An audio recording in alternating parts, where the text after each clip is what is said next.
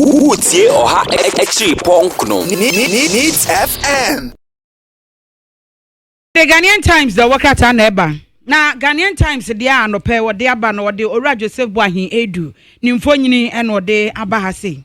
Na somewhere that say ne say extension officers wo mo befa bi. Ye be mo adwuma ye. Wo fa bi aka de wo ho dada ne ho. Enti 1300 apem ene ahasa. Ena wo fa. Ni nyina no wo mo de ba beboa ama koko kuafo wo madwuma mo ye na timi akoso say extension officers no mo na ya na ekwo koko no kyerɛkyerɛ kuafo no de omonye. Ghanaian Times asan e de abeto anim ha. Wo de enka ne mampanyi Jerry John Rawlings ni mfonyini e no de ato ha sei.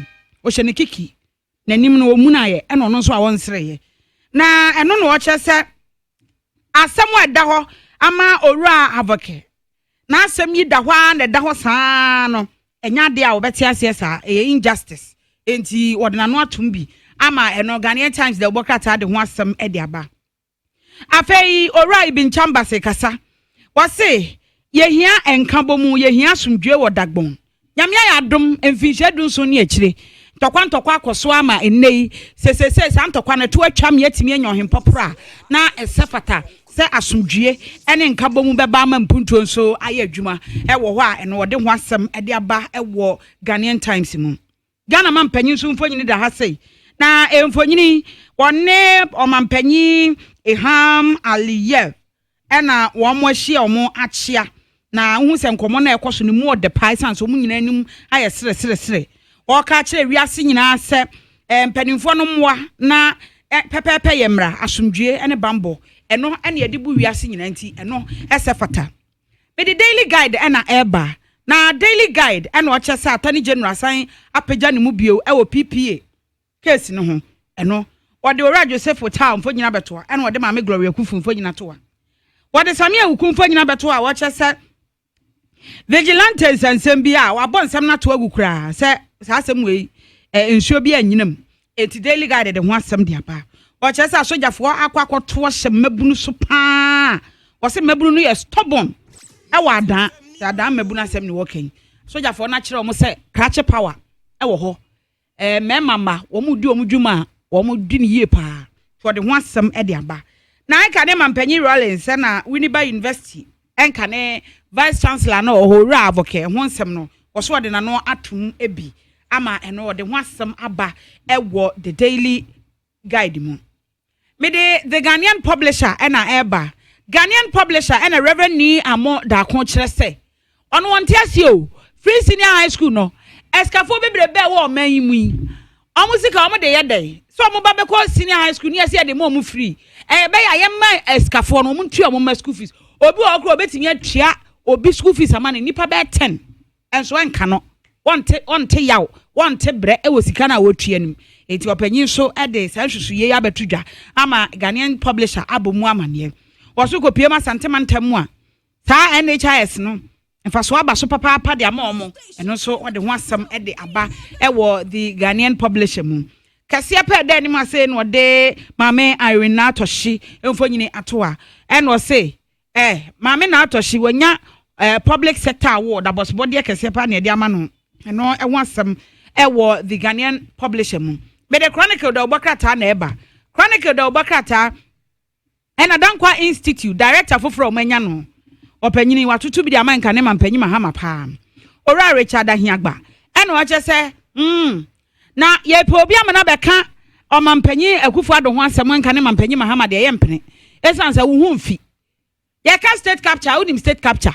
eno ene ayi unua no kofa bauxite Ghana bauxite be 60% de man no so mfa no mfa nya adwuma no eti eno ho asem Chronicle do bokata de ato anim akakraka de ye nka ne mampanyi mahama mfonyini e de ato a Osise si edi akosombo dam no o ha bia ne ache VR fo aka se de ne nkrofo che se we ya threat no ebetimi ayese no o mo che se asomdwe nko a e ka ne mampanyi Rawlings Owura Aboagye nsam no atwra krata de akoma national security minister so won san hwe nsam no mu bio ama Chronicle do bokrata abomu amane daily statement ena me de eba daily statement ena o che se Ghana mampanyi Akufo Addo aka kire ekuo a omkohia wo Russia se ye pa asomdwe ye pepepepe ye pe bambo etiam ye ni nkoso eno ena beboa Owura Seku Nkrumah mfonyini papa mi hu no ache no ɔde ne mfo nyina bɛto ase kyese mete ne nka wɔ da ubokrata mu ɛne da ubonyuma ne mu akyɛ ɛne wapiem ɛne ɔno so akeka bi ɛde akyerɛ ensɛm a ɛkɔ so owura mahama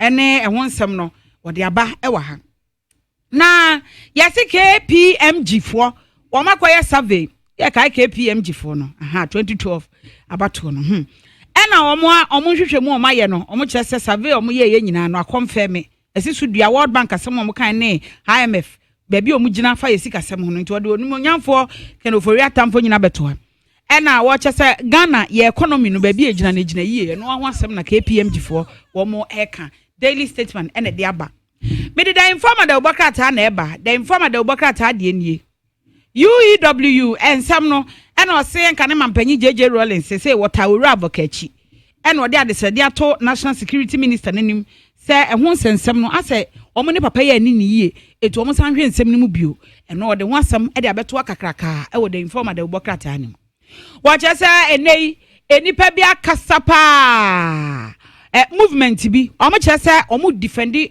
Professor Jampo ɛyɛ sex for grades BBC for no koye muhwehwɛ mu de betu dwa no o ma keka bi de a kyerɛ BBC ɛna o mo kyɛ sɛ mumu nim Professor Ransford Jampo won a dedicated lecture oyobi o tu ne ho asi wo ama University of Ghana de o ye wo ho no ɛyɛ sronko enti munya de mo ye no na munya de mo keka no ɛna no so o de aba da informa da ubokrata mu ora kwaku anyido ho no atwerɛ wase Noah Ark no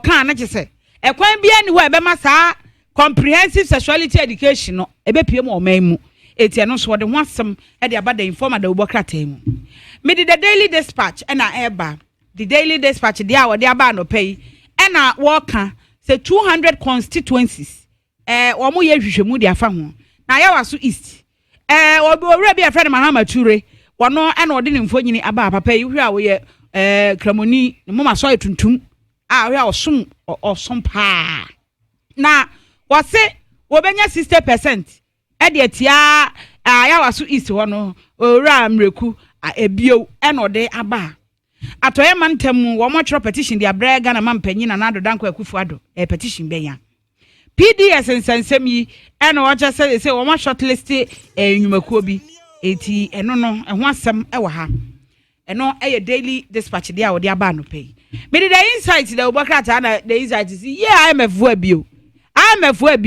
wo ma sa beka o wo mo say wo mo tu amanfo 2020 budget no wo mo hwe yie mo mo nkonko ya de bia be bro ye so overspending ko ba se be ha ye pa the inside the ubokrata na de aba the new crusading guide was say Dankwa Institute anya panyini foforo en wakeka bi de ache nka ne mampanyi Mahama eno wode ho asem e de aba en afa enka ne mampanyi Rollins nso e kasa e de ama owura abokese onhwe ne ehwe ne nsem ne mu bio we no so wode aba the new crusading guide mo Ghanaian Observer na me de e to aso wase enka ne mampanyi Mahama na no wakasa no wote no asem na waka no no a ohwe mu state capture wonim state capture etie no wode ho asem de aba se de ho nsem eye mobile money interoperability deal afa wase wode billions of dollars de bauxite kwa komani nua ene ho nsem bebre wase ne nyina ye state capture ni bia enka ne mampanyi Mahama ye ntie no so wode ho asem de aba wase Dr. Mahmoud Bawumia okopie mu ewo Manyam festival eno so ewa ha eno asan de enka ne mampanyi Rollins ta owura avokachi ene enipa num bi aka no so ho asem ewa ha dia me di wie the daily searchlight oso owura ahiagba asemi de ne de ubokrata nyina de aba akeka bi de akere enka ne mampanyi Mahama ena mame Frema Opare chief of staff nso chese aban we de otese enna otese mame wo abadaye pa nti eho asem wo de aba ewo the daily searchlight mu nsama hudo pi ewo de ubokrata ni mu a esi ekoba ye de beba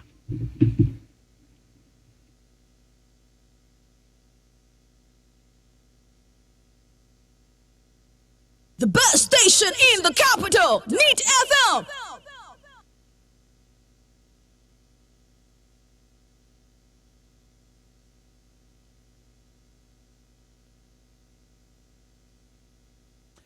Need 100.9 Ghana Montie Jumedi Sino Asiogano pay Yakenwe Bia Sana Wateno de Bankrata ni munsem ne de ego akwemu no.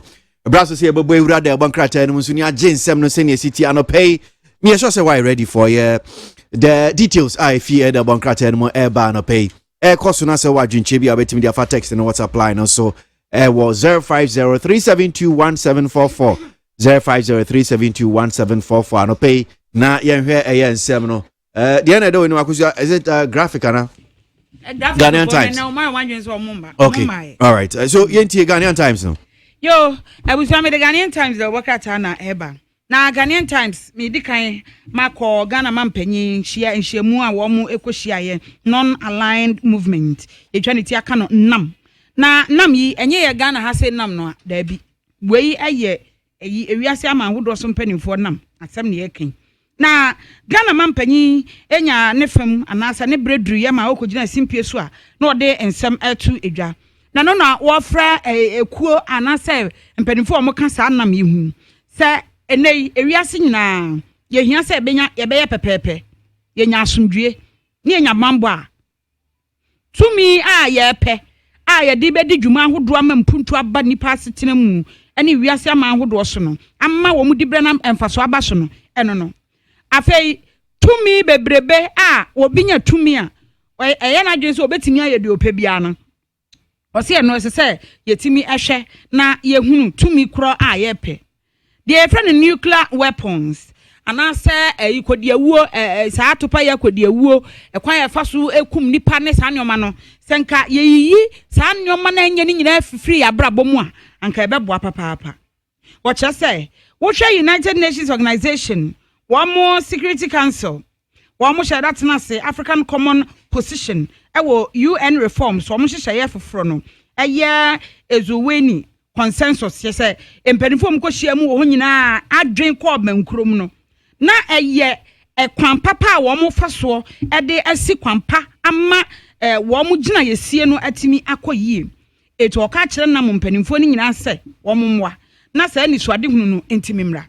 Sani twade hunu timi ba ebeboa papa we ye 18th non-aligned movement summit a ekoso ewo Baku eno Azerbaijan omko pie mu na nkasa ye mu nyina no na wo kire se esefata se empanimfo ebeka bom no madwena kɔ bankrom na sa conference a womo eye ne mfie bi atwam afi apema hankro aduonum 1955 eno eye Bangdon conference eno sei no eboa ye papa e mampanimfo si gyina nti so hwe yenchi akirichiri ho ba bia womo fiti ase so womo si gyina ye na enye ne ba wase mfie no mu achi afi apema hankro aduosiamu 1960 eno womo te nam nti nam ache 1960 eno makwa akɔhyiamu anei wɔn akɔhyiamu ɛka nsɛm wɔn betimi ayɛ ama ewiase nyinaa timi anya emfasopa ɛde afiri mu ɛne no so wɔde ho asɛm ɛde aba mede Ghanaian Times da obokrata ɛtoa so a wɔse ɛnɛ ɛsɛfata sɛ betimi aboa na kokɔ akuafoɔ wɔn adwuma wɔn yɛ na timi akɔsoɔ sɛ yɛse yɛpɛ tɔn saa tɔn a yɛde be tɔn sa yɛpɛ afimu ni nyinaa no se koko akuafo bedua na ebekosoro ama yenya koko aba bebre ye koton ayetimi anya musika no na eno no sefata se enei ye de extension officers bebre ebeko emiamia eti koko board say enei wo fa extension officers be se apemene ahasa se emfanwie dia enti aban ama wose aban ama clearance che sika ye de betua omo ka no ya ma kwan ama Ghana Cocoa Board e wo se enei agriculture extension officers titru ni koko efemu no ye befa nipa apemene ahasa na yatete wo mo agu nkronkro so e wo omanmu afa na nyina no matimi akɔ koko akuafo akɔdi nkitahudie no wo mo ebe kyekere wo mo nneoma ahodo bi wo mo bɛyɛ ekwan wo befa so ama enei agriculture wo mo mfudie anase wo mo nobaye a wo mo dua no ebetimi aso doso na Ghana se ekomo a yempese bede yen no ene nneoma ahodo bi a se ba nnuane semu a yen tosini wo mu no wo mu ebetimi atu anamopa ede afa ho Deputy Chief Executive Officer in charge of agronomy and quality control ewo Cocoa Board Dr. Emmanuel Hajimanjumo wono ene de asemi atu edwa a abra na wo mu edi dwuma sonko we a 60 solar lighting system and educational materials ha wode ekokoma akokwa akuafo bia eno no wo mo ede ebeko ana wo de beye adwuma eno na enam so ema opanyin senkan yemu no wode etu edwa oto aso aba fom a wo sesesi ai de sa wo hwe officer ba ko a sa officer ba ko extension officer no ono nko na wo hwe kokwa akuafo be sa ha nwotwe 800 800 na chese yesa emwa eti sa nipa no beden watimi akọ kokwa akuafo nyina so akwa kopim se wo mo ebetimi adua wo no baye mpo no ma ye ne yie eti eno no wode aba ewo Ghanaian Times de obokrata mu kratafa a etoso edu ensum. Dr. Mohammed Ibn Chambers, United Nations Special Representative at the EMA Secretary General West Africa and afa Sahel hono and ono anso eye panyini a United Nations Office for West Africa and on Sahel UNOWAS na eno no panyi ede ato adehye ene empanifo na nanom ahemfo a wonum ewo atifido mantem se wo mo hwema enne yasomdwe ewo ho enkabomu ewo ho no entena hoda se tena hoda ebeboa opanyi kire se asomdwe ne nkabomu ehia edema dagbon ana ebrano no ese fatase ebeka aka mpanimfo na wo mo kaka wo mo no asomdwe ne nkabomu wo mu hia no wo matimi anyamu de ewo empotamu ho o kire se ne die se ukodagbon a ehia sesei obia dwen ene se wo mo behwa masomdwe aba a eno no obetimi asinibu a kire se eye kwan papa o manfo asisu a eno beboa papa wo mu hia asomdwe ema asomdwe na na betimi aboa ama enei empuntuo a wo mu hia no atimi akọ enti Dr. Ibn Chambers kire se esefata se mpanifo be ma asomdwe no ne nkabomu aba entokwa de omunyi mfiri mu kra omumane nkwa chichichichichi kra ma ne mabio na wode asemi to mpanifo anim abra na wo mu edan eye dagbon public lecture edi when na your first anniversary free bra yede yana Muhammad Abubakari na no memne da yede no esi akonya so na afimu anu no eti na esafata se wo mu ebedi sa afidi dane no e no to nsa de frɛ no e ma wo ba ya wo ba be kasa no wode sa nsem wei atodwa e kye se asomdwe nkuto e no mu ehia eti eye se wo mu be ma asomdwe e ne nkabomu na eno no aboa ma empuntuo atumi agina ne naso Mabejina kratafa a eno etoso edu baako. Kratafa kratafa etoso edu baako no. Ena Speaker of Parliament Professor Mike Okwe wode atu edwa se enepa de se wo hwa short change ewo agreement anase entiase apam a eya wo de eba mrahye bedwafie ho san esinto bi aya na ekokọ okoso a eya na ha adwene pa no o se ebre bidura se wo hwe financials ye kasikasam na wo hwe enkrata mu percentage ene ehon hyehye ho wo hwe bosia bi a yakogye na wo dwene ho din a wo dwene ho a onti ase wo se bi wo ho a wo hwe a efe pa enso ube kom betena se ube kinkan ube kom a ube ye we no afemfa so obenya frisu no na yeketo bi eno no ya na eha adwere papa se won bekwa kwotena mrehye bedwuma ye sa afi obehwe krata anim no na krata ye de abeto ho eso na enkoyie we no omo ye training workshop bi e de ama no Parliamentary Training Institute womo ena na eye na wotwe na wie Professor Okwe e kire se Parliament womo ebehwe na womo ama sa value for money no womo ebe say womo kwa kosan bibia e wo so mo hu se Ghana benya mfa so pa bi de afri so na hwan na de ne sa bonkum be kire ne kurom kwan da bi ebi nsida eti we mu nyina ya ade bi a esefata so womo betu hu anamon ma womo do mani ahwe mu yie ansa na womo ebe sensan krata na womo beji bibia atum yie a eno no womo age atum ama wode ho asem e de aba e wo the Ghanaian Times de ubo krata mu. Former President Jerry John Rawlings and na kasafa to so du ba ko de nimfo nyina beto the Professor Aboagye ono so nimfo nyini e de aba abeto ahase enka ne University wono and na Vice Chancellor papa na semi nyina de ya tia Professor Montie Aboagye enka na vice chancellor the University of Education Winneba ena watch we enka na mpani John Rawlings ena okaje Minister of National Security Robert Kamdapa ene wo mo eka ho bie wo betimi aka nsem de afa ho Minister of Education Chief of Staff Chairman Edema Council of State and a member of Parliament for Efutu wo mo nyina watch say ye kan ohawo ewo Uniba University no a mpanifo amabodi nyina wo mo hu bo mu bi ase wo mo nimasem no wo mo na ye hwe se nko betimi ahwe no maka asem na sie na asem besi sabri nukura pa ewom ana se de be ye egina yesie beba no ebi maaye ene ye na obeta yesie ye de we koye so mo mpe ye de we koye se we so obeye na adwuma kyese hu nsem de bebre kwa buburuja eno ena nka ne mampanyi John Rawlings watro krata e de akọ wono an signature ene siso Ghanaian Times ehunu bi ena omo kyese omonye na Professor Aboagye yan clear ni injustice akoso ye suspended no July 2017 and August ye yi ni free wo say dismiss letter eno no eso baaye na ho nsam ne ho ntansa kopie mu wo high court ko Supreme Court ene ho nsam nyina no eno na nam so ama enka ne mampanyi John Rawlings say ache dododo yenhwe ma no kra na adi na yenka asem no na obi ante ne ho ase a we aye Ghanaian Times de obokrata ansem a anopai wode aba Mame emfa daily guide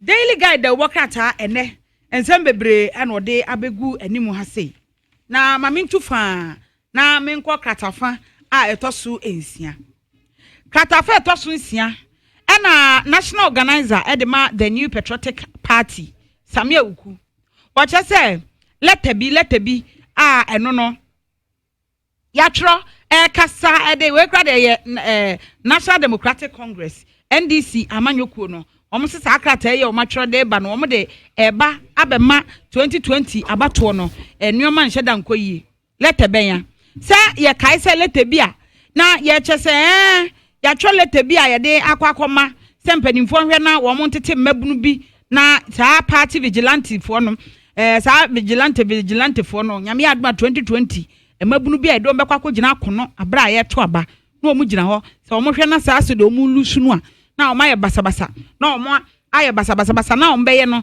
na enam so ama wo ma hwe se boni bia enkonkosi mu omu lusu ena Samia ugusi sa lete be lete we die onim se NDC fo na omu atwra omu hyeda na omu akeka ne omu asi ani a wo mu pesa basabasa yesi afimpinu ne aduonu a ye kwa akoto aba no a daily guide ede ho asem ede aba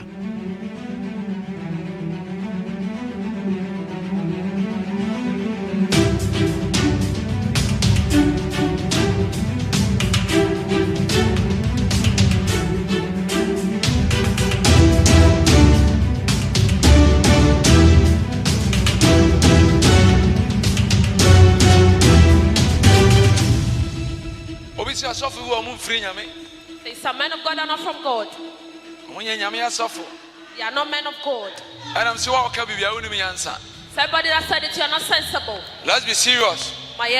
Yes, serious. Ghana for betimi akase Chief Justice and a sworn president in a man be a president. Ghanaians can say that the Chief Justice sworn the president in to become a president. On a more serious note, Electoral Commissioner elected on the sworn in. The Electoral Commissioner elected him that they sworn him in. Osofo be na ose ogina Ghana ha ye so above for free heaven aba sworn in. Which man of God this year that he said that they elected an angel from heaven to come and swear you in? Osofo bi o Ghana pass ma make so no nyansa on fama wo so. Ye ne ye krem se nyame na afra ye number be ya. We are claiming that God has called us. Which let anyway. Where is that paper? What are you talking about? What are you saying? It's a self-acclaim. Nyana yeko. Una watch your manifesto na say nyame na afro ya tinti count there. You've read your manifesto. Stop talking and stop bragging. Nyame fro dance ni bia no. Ba ko fu akohu dance for why. Eti nyame wona more serious do don fre obi ya na ya say. No ba otia wale ase a wusi wukunu do woni mu kuna komam. God has not called anybody. We are saying God has called us. Obi atoni just, obi toni nyado. Shut up and let all of us sell what we have. We are selling our commodities. O lawyer bet me you almost say a good lawyer, but judgment every judge but the bonus say was he able to convince the judge or not? The lawyer can boast to be a good lawyer, but the verdict from the judge will finalize if indeed he's a good lawyer. So we are waiting for so-called Atemuda. Judgment. And also the Bimanya Modia was here and say I would dominate why am I? That is where some people have gotten themselves at the grave right now. Where the Abetomu, I said, Bronubia Okofodi, Abetomu. Need 100.9, Reverend Bofono. Yet I so and a pay a G. A young common senior city, a quaman so I couldn't come on. From refrete Fretchemu Fentem from. A Fretchiri Fredom say, O Montie, a Mansentie, can a Montie will need. The Abankrata no be can a year and Semfa Ura a Yahiagba now for the Daily Searchlight also. Ahiagba replies Mahama, giving Ghana's bauxite to your brother is state capture. DI flays Mahama, giving Ghana's bauxite to your brother is state capture. And also that the Abankrata no anymore honum say na me hwese ka menya ba kwa kan but menya ba kon kan hwe ma men call Ora Richard Ahiagba, Executive Director, Dankwa Institute. Rohan Yagba da simu akwa baba ni TFM so. Da semi bra. Nampo mwe. Nyamenti yo. Say nansinya na yatese wababa ye opinion Executive Director ma Dankwa Institute yebo abaso mo ayiko nso. Da super. Enti wenu na wode ma Ghana fo akwa ba na asem ya wode ma ne o mampanyi dada Mahamano. Bra medawase na mechia wotiefo anope ni Ghana fo nyina.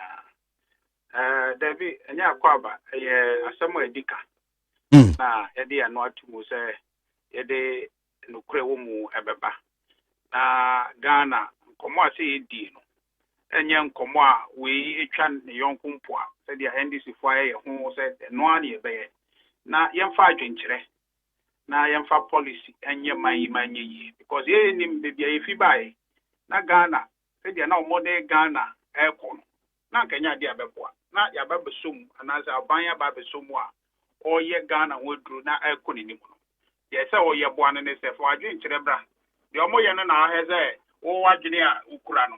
Beboa me akwedim kane echi de omo ye no a no de no aba. Na ya ye duma ama Ghana nya ho mfa so nye nsem we a wa de wa ye no e kire se onye no kwapaso na me de obetwa bimpo asa akwa be dia oyesa panipa ne yesa. I see. So DI na omampanyi dada John Mahama mo mane ne Dankwa Institute for muso mo yi na no ana mo ka bia kire ni ma yenya ntiase ne ntiase ma mo pese bia Ghana for so ti.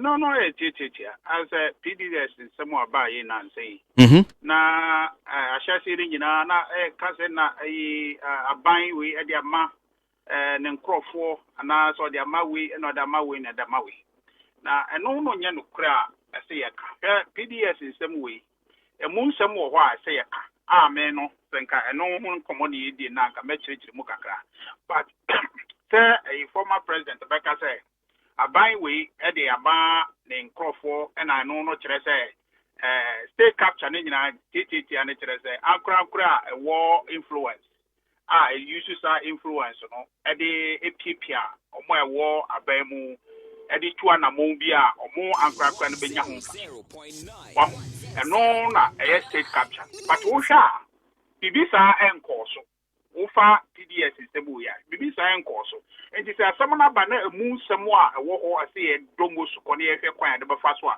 Ghana benya ho mfa so se san komo na yebedi a yenni san komo ne nya ize nsem na nkasa da ho na ye ka nsem ne nchenchen a ye ka se state capture eno na former president ko kan ya hwe a enya sem a etresa ono ne ya o ye Ghana enkyere se o de tuto dia ekoso PDS system we ho a eno mumu na state capture enye PDS system we the state capture State, I mean, capture no, brofo, me chirem na bia abuam se sana bia Montie ase ne tia. Ene se bia what your mind about so?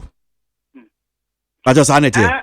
Ene tia mo betuma kan se aba o chirem kakra na kire se. Se bia me ne wo na ye oman no. Na wo ye madam for na so ye minua. And decision be say we take it as a buy no. Then me own ya nti no. E bia your pon be fie na maka kiro so ye dey say.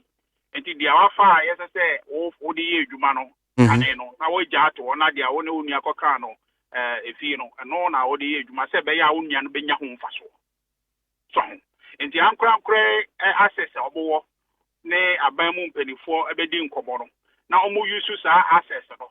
E dia boa omo amoho say enfaso be free mu abana ebe boa more than say be boa state no though they affair the state capture but what the air cost no a bibia ni dance say aban we PDS is same way our state capture but what they toto omampeni dada His Excellency John Dramani Mahama and they said the only nua Ibrahim Mahama tranko imu a a day a friend is saying yankasa box site mu 60% kura ade koma no what they say billions and billions of dollars, you know. What they took now, what they can't, what they share PDS is the way. What you say? We didn't me I got trophy. I can say Ghana for box at the way. Maybe the most 60% my audio corner kofa, and I'm semi president, you know. Then you panel and Metrahan control say, or no away from state capture, abra or no mono. Also, in our hair, no grand old friend state capture. I say in India, to me okay, sir. And no, yes, my peseka.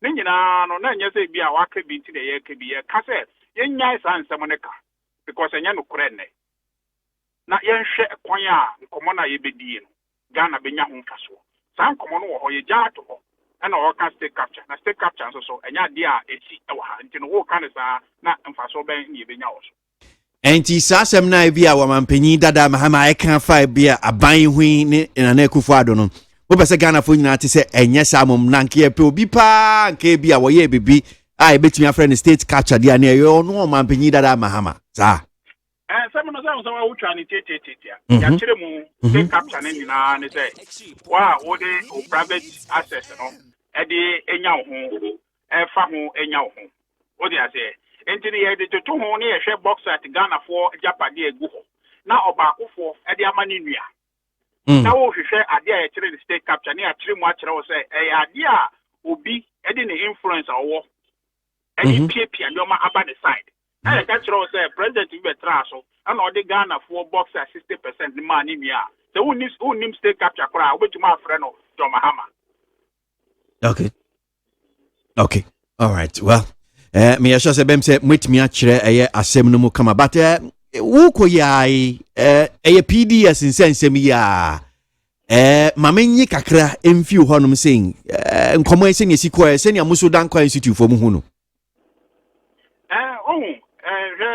Ghana as a dan kwa institute unim ye fapem adwuma pa ye no say enyina so a dan kwa ne napefo dombo ne buzia bode beye adwuma Ghana ha moni so ade hunu se Ghana bekoso a nhihye bia se ye a efa ye Ghana fo ho ya bakosem ene dwadi ana se friend say political viewer kire say ye making sure say yankasa begina ye now so ya bobra ama Ghana koso saa nhihye no mode ba say de beye Ghana mo edu eno na ye gina so ede ye Dankwa Institute na wo hen so a no so ye fapem em say ukọ awiase amama so a omudi ye adwuma ama omo koso enti no wo hwe PDS nsem yi a se dia na NDC fo hye no ansa MPP fo baaye no wo ha omo ye ne se emu 80% ebekọ ama amanonefo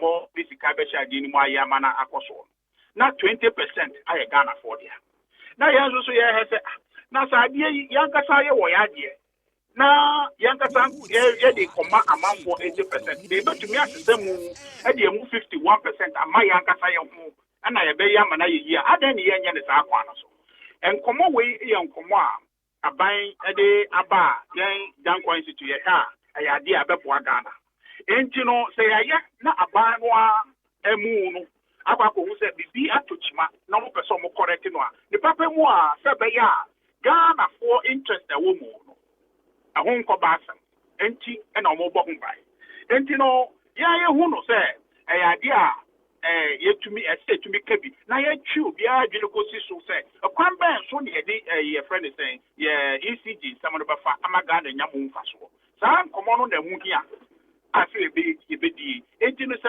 issue bi wo ho a se ye ka no PDS is some one na ye say ahyafe mu o mo akofa ba ye no a ye NDC for and former president Dramani Mahama akofa ba ye no and komo hwe ye se share no yi a nka asemu we no nka ekọ no papa mu change dia aba enti sa aba sei na ye hwede aka ho asemu a yenka dia ebeboa Ghana enye dia yanka sa ye tutu ho say benya ho faso say politically no e be benefit say ye kabi egumu sa da bi PDS nsemu no me say me no me ha say abo aban aba so because problem aba ye na say mu a leading to suspension aban me fault abebede ma ba kakra apart from say yambo na baso ne say omo ye omo say omo be ma transparency aye dwuma too much so aye had the pack but maybe and no go create problem here and no ti da ADC for sorry I say the for say because one ya de no and omo di omo ni di echi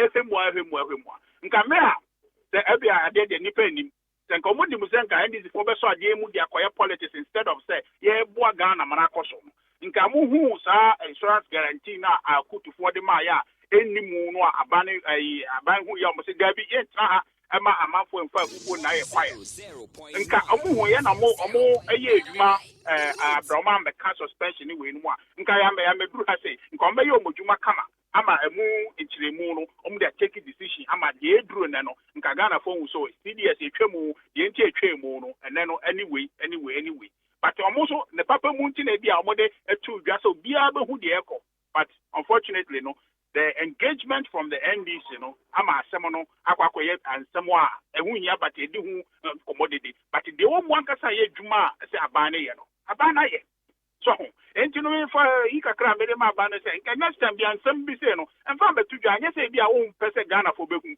but oh yes e be ya e be yi aban ne de na o ye no e papa but my friend is saying, I don't know if I say, Yama, a Ghana for who the echo at every point, no, and I end this for Chianoa, I bay and send bring Kayas Anoa, Kamedi and Kamaka say, Yamwa Bana Paso, because why yet they say, what Bogana Japadia who buy the choir, men on the chase a garden near a summit. Interestingly, I mean, meaning to who another think tank is Abia so Imani. Niamoka or statement of the APA, Imani blames government for PDS mess. Abai, Wamudi and Yadi Omobon Abai about success and ye would move with PDS in Sensemina, Omade Subona de Bo Abino. Well, many men are sure or more tia or more SEA Blibo Abai. And they say, maybe a much more, I bet you know, Akamoon Sembi. But Meno, the old chair someone objectively. Then you say, dear old China Akoha. Now, oh, this one, I want to see how they can't somebody be and they say, Ghana, Yamemai. Na Ghana, Japadiano, a banya or bet Nassau, a bomb buying passo. Ama me home faso, ama a chima and young faso, ama me ma me war moneno, and so be young faso dia. And no, this Boba Baya me no one yard because a bino.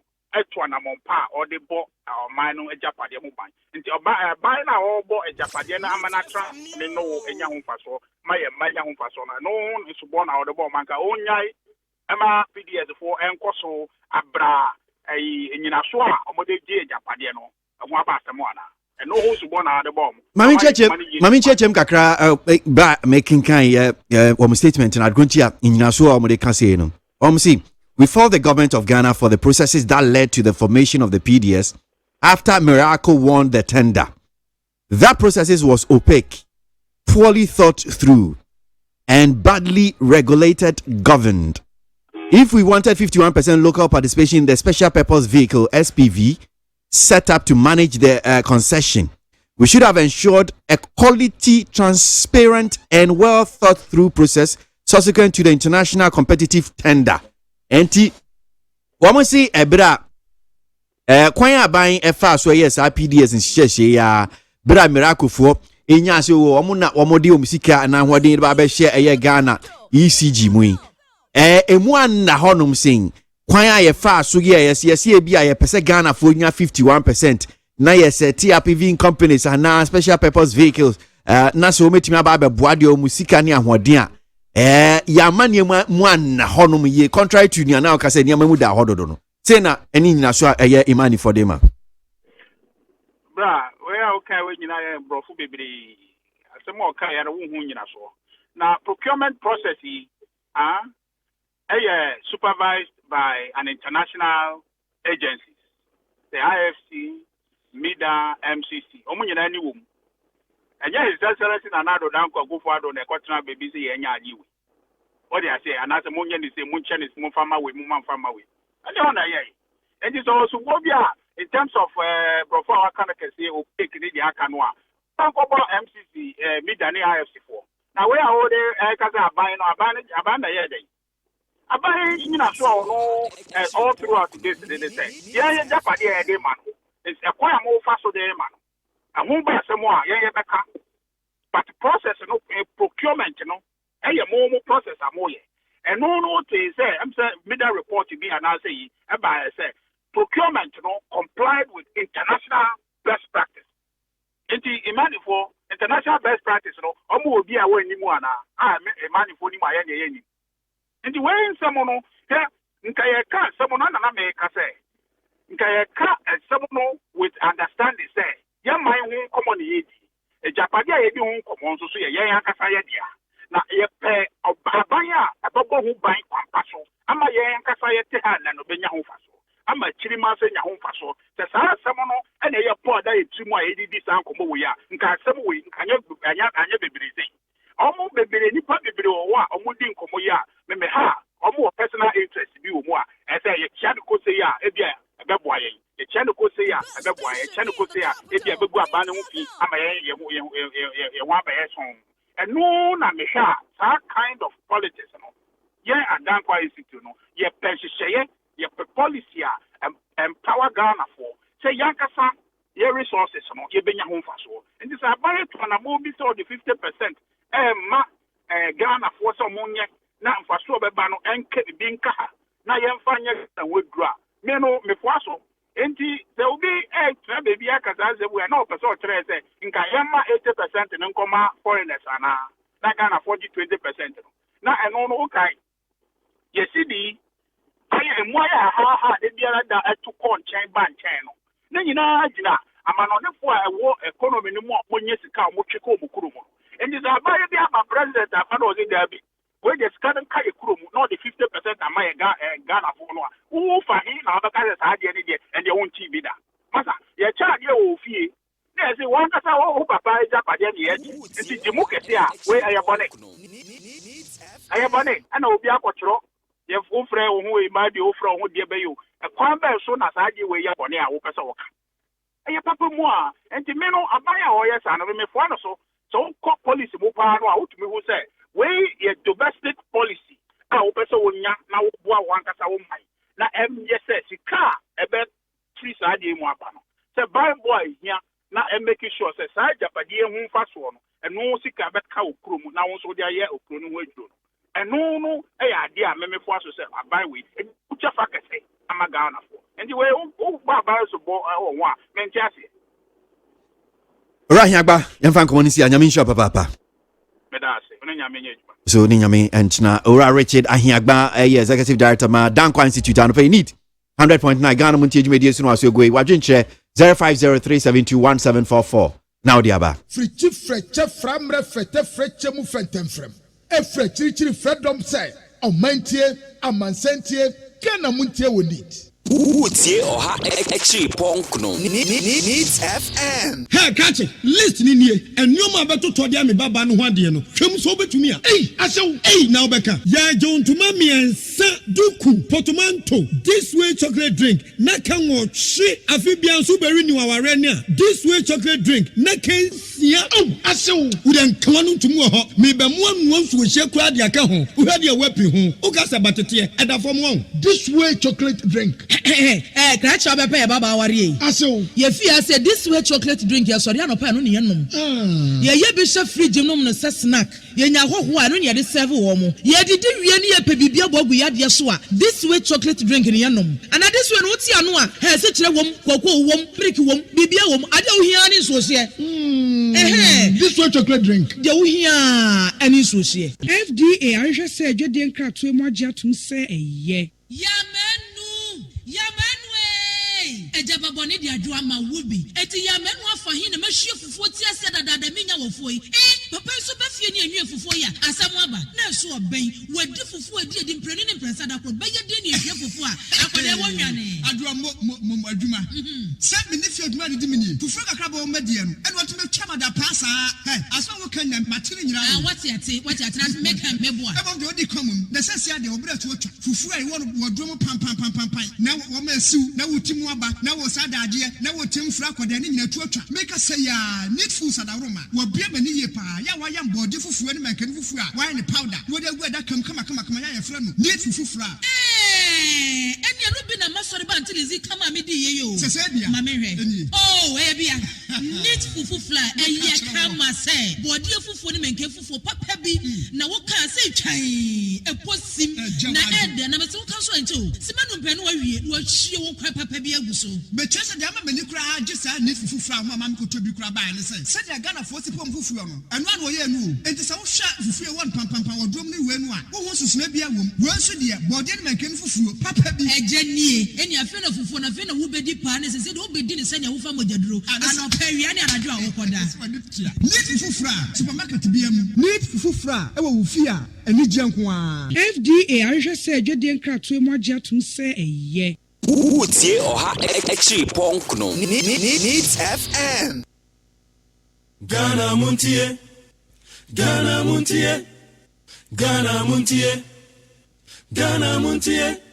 All the sampa. Kwasi Aboagye. Go akata wonsa. Amaya se. Kwasi Aboagye. Onye yimu. Nukratrodo. Kagile men kamagile bo. Mama yentie. Kwasi Aboagye 100.9. Kwasi Bonkwe. Yanko amano so na yeni nkomo Dina Siade public affairs manager ma Ghana Highway Authority na ni aba beto dwa se eburi kwan ya tumi yeni hu nkomo kakra. Dana ya da se mo akwa baba ni TFM so anape. Dia na ekoso eburi kwan no so ye nyantie se Highway Authority ma divert kwan no. Yes, we've had some rock failures at the Eburi Hill, mountain. So the slope has suffered some failures. The rock fall. Bobby Ebubu Edia Kuponti. Ya closely near Ufri Eburi Air Bank Crime, Ube using ya closely into Ube using near.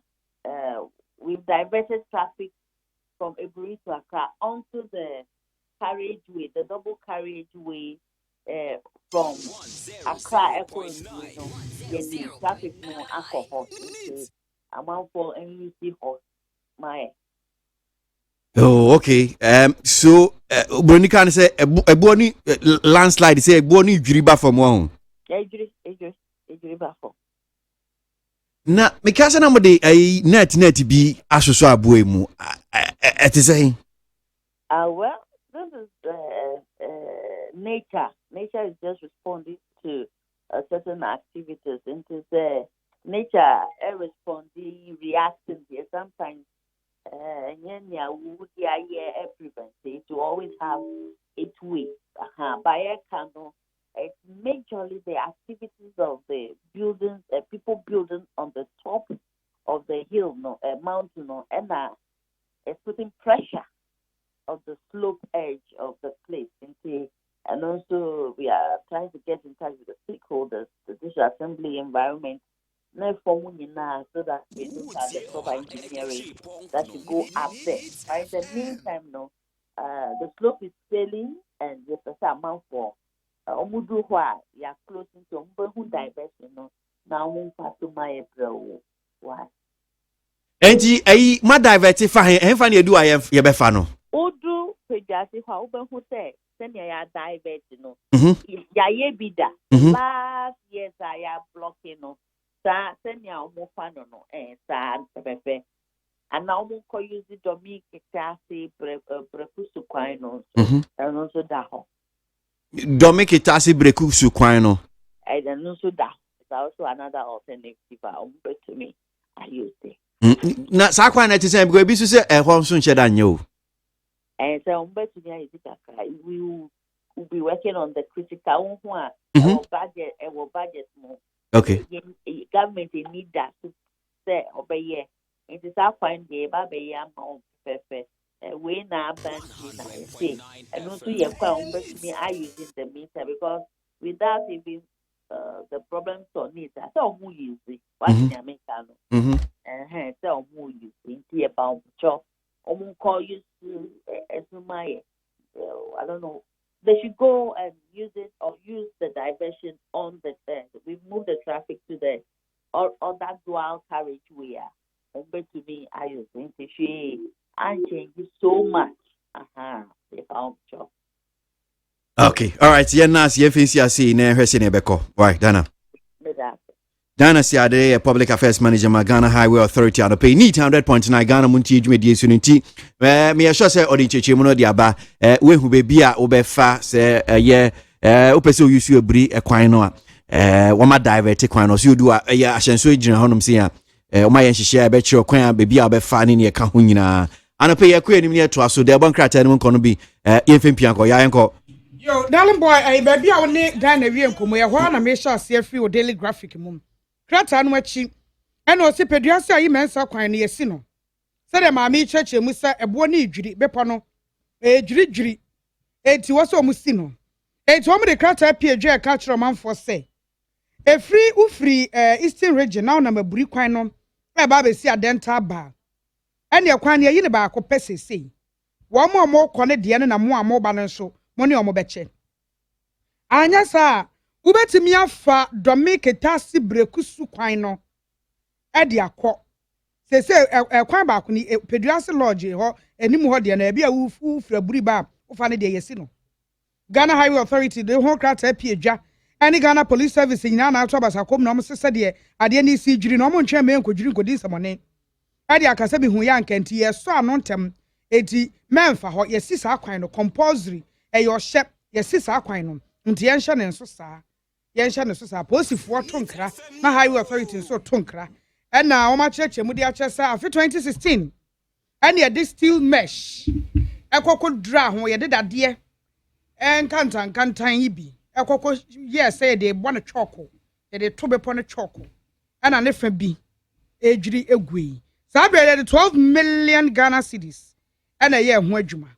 Pediasa lodge ayi mensa kwan no ai eti mawie daily graphics do see the asemi ba ye eni me the daily guide na to aso na daily guide mabegina kratafa a to so ensia hwa na ensia hwa na ode ochehene amoti oforipanyin fonyini abeto a eno o chese ni mfinhia aduonu a wodie betena abanwa so no na ni nyina no akwakwye se wo se wo ye anniversary eti anniversary ni huso mpamponso no o ma hyehyɛ dwumadi ahodo bebre kwa ɛwɔ hɔ enti ebi ene sɛ wone asona de hye ebehia ti na wɔtwe awie ye wone asona de hye hia ye ɛwɔ oforipanyin fie ɛwɔ chebi ebu akwasa otomansini mu apoye mantamu na no ɛna ɔkyehene ɔsagyefa moti oforipanyin kyerɛ sɛ amanyɔfo me bɔ mokɔkɔ me kae mo ene sɛde emusi ɛkasa ɛwɔ ɔman mu wɔse sɛ wohwɛ sɛde sɛ amanyɔsɛm no ayɛ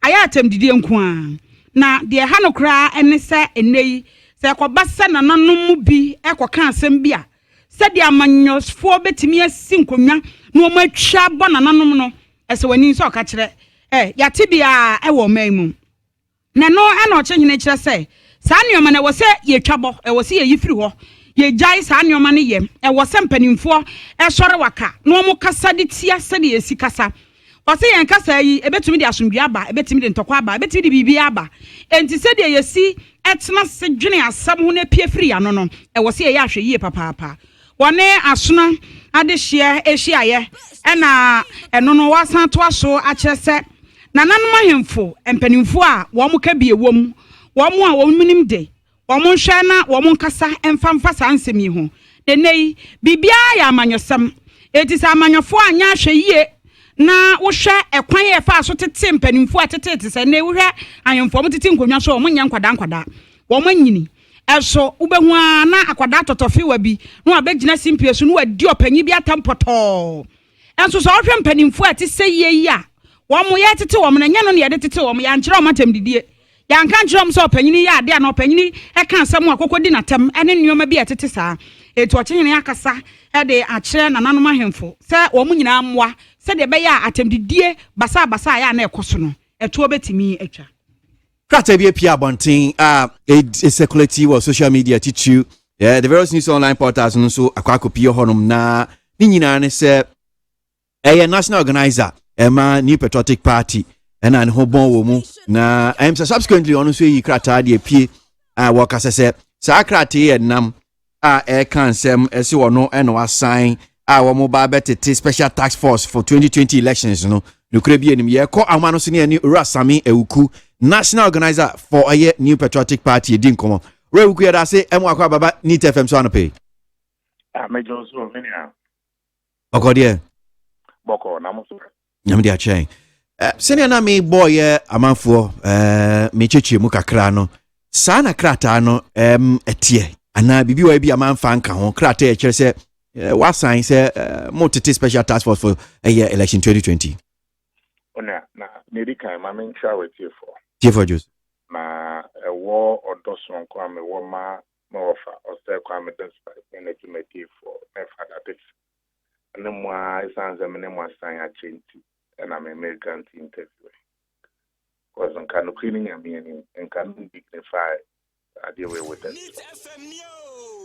Opening into Odia Infanis, I think I must have man of the money. The relevance of politics here, you be a meaning. Until the Evans meaning who do position. Now, in this era, you can vigilantism myself. I mean, one national organizer, may a part of the process. Peace Council for Freya, the Kobo, national chairman, and general secretary, Chidom, and your reps from the NPP. Ya by for parliament, I could introduce the vigilantism bill. Subsequently, other party into law. It's often a main national organizer. Metro Krata to the Minister for Defense and for National Security. My copy interior. Any idea was so MPP for the task force like the training conform be on any. Knowing very well to craft Ministry of Interior or we had my civil servant or minimum political affiliation. Mature letter at the 2 MPP letterhead. Oh. Now, no pay my restraining me one. I say, when you are a boy, you speak like a boy. They say, my young man in politics, and definitely I'm maturing. I can say, I'm better than kind of my restraint. So, penny word when you boost animal, we are Maca, not national organizer, my 19 way deputy communication director, the national youth organizer, I be the national organizer. Now, yes, I elementary mistake. I mean, come on. It just doesn't make any sense in it. Signatures were against many signatures. Maybe the people know they were pathetic in this propaganda. They could have taken their time to even look for treatments I'm not signing in the past. Maybe almost the signature not their own. If you now, where was my general secretary? I signed on behalf of my general secretary. Number 3. It doesn't lie within my pocket and my man be sending training security personnel for the country or for the party in an election. It's also not the responsibility of the National Executive Committee of the party to stand and see a training security personnel.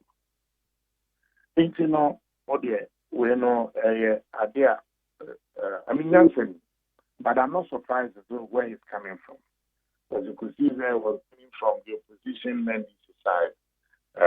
And now, apparently, more church and said that the most social media. But there's an interesting thing too. some of the reasonable minds within the NDC, some of the reasonable minds, the book who are normally saying so, bro, is it true? Because the data don't even believe in the magnitude of the propaganda.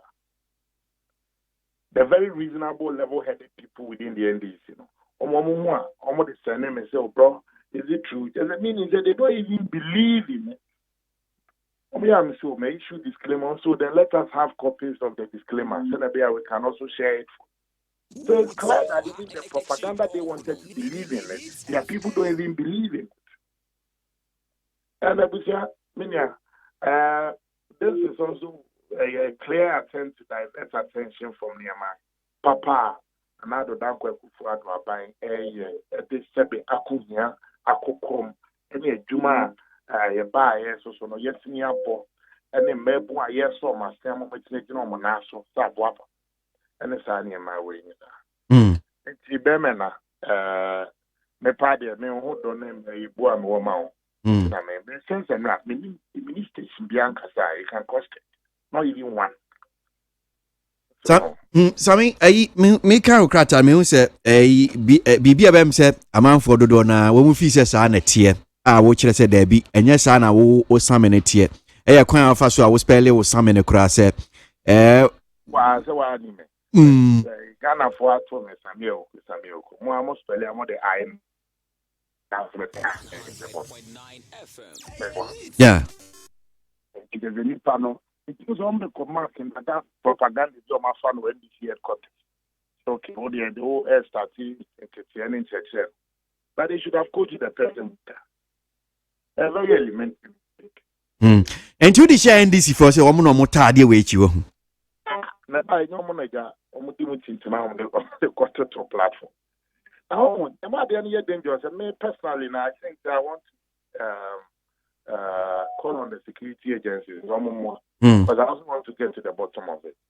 And in those are more social media platforms on Facebook, I mean, it's a clear case that they can assist the security agencies to also know where, because it was meant to cause panic. Was also meant to cause disaffection too for me, and it was also meant to cause disaffection for the government. Oh, and I don't know if they want this to feed into the narrative. Now, Montie, that I was going to was some baby my bitch, Mr. Mahama, and the court to just say NPP for training for. And one thing in a studio on the bar, on the back of the train, a whole picture. Because for pictures, I feel that to use one difference in any and now face military for no about the year man still no much but I mean the next year's elections will not be fought on the lines of propaganda. A track records the course election. Can this about them Ghana so from 2009 to 2016. Now NPP social by from 2017 January. The cool year 2020. Can't afford the other tools and near me. Near my buy a most buy the work with here, the best work will come, the Bema, you said we are all for and the to begin. And then the other papa, general, someone with the 80, or my bit me at school free. I'm not there, the clean allowance, clean allowance, the bank, the Japan, I have after some of your classes, by and I mean, in fact,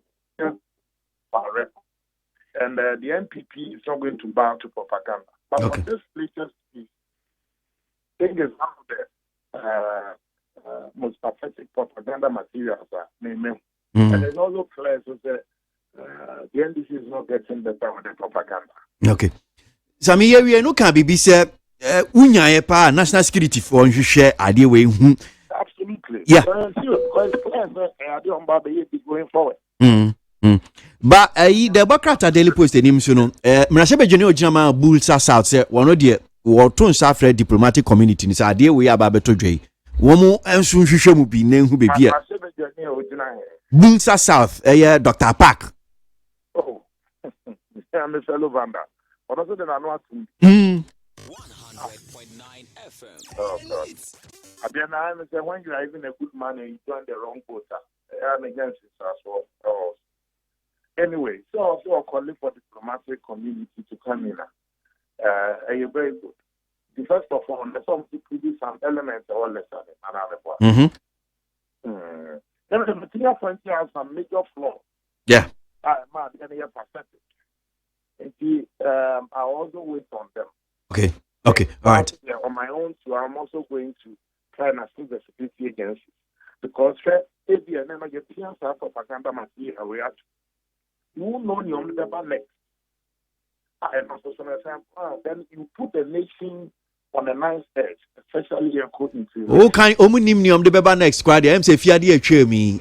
Deputy and kind deputy minister for John Gina Pasema waka minim so what ya say meeting bia aban munkoye was saying recordings bi o manyane messages spa o nsaka no o mka so mo de tudwa Ghana bebutu.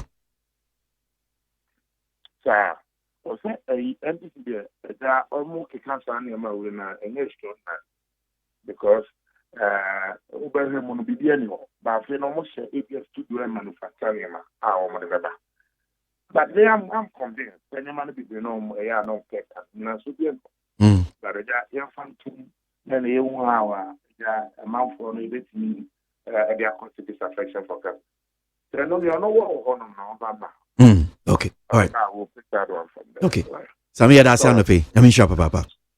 Samia Oku, national organizer for the New Patriotic Party, on pay need 100.9 Ghana Montie Suno Asogwe Wajinche 0503721744 and Chemakin Kaya messages ni bin so abano and pay the amam ye to aso ko enim na ya je ensem no se na sitie e wo de bon krata no makasima be ye duonu nsia na no wotwe abo yanko yo abusa for ya for daily graphic na daily graphic ye nim ana wo bo man yes Ghana se koko no 2020-2021 tombere mu no yetimi anya $40 million e de PD nanka yesusu si ebenya no so Ghana enya 40 million extra revenue sika yenya free koko mu no yenya 40 million bidia ka ho awo 2020-2021 crop season yi emu na sa sika yi eye 100,000 tons next season koko tobra foforo no emu data enanka wonanka omudi ebe sha nan se bedu onanka etimi anya se ana ennuye mpo no yetimi akwakonya kokobode mpanifo ana de eho asem atudwa ene kokofo ni biti ha kokoakuafo no ya wo mu bo koko no kama eni je wo manim daily graphic ni me daily guard na to aso a katafa to so ensia emfonyina da ha se no ye babunu ena wapira se ni tirimu apai ama moja eba pa na wachesa emebu no muwo kase eno ewo adanfo a eno ewo adan east mansini ni mu ewo enkramantam asei wase se kopie mu ho a emebu no dodo no ana enedie wo mu hwe omukuro omsori anopa no manu ansuohie tututu na ye de miamia bitiri ho na apai a no omia ne nan a no omia ne nsa na omia bibi chesa ba bia apira bia no ye wo mu emia na omse omususu sa emrantie nkantinka bia omususu sa omoye Ghana Armed Forces fo asojafo wo ma beto ahye mabunu so abo mo botoro bia omuremfida na wachase asojafo e to hye wonom so e wo Tamane Aflawo highway no so na anu fiada anwumre ni nyina ne se emabunu ye wonom adwen sa ahyen a etwa kwan nim no na se etwam e wo ekuro yi mu no ya ebo nkrofo dododo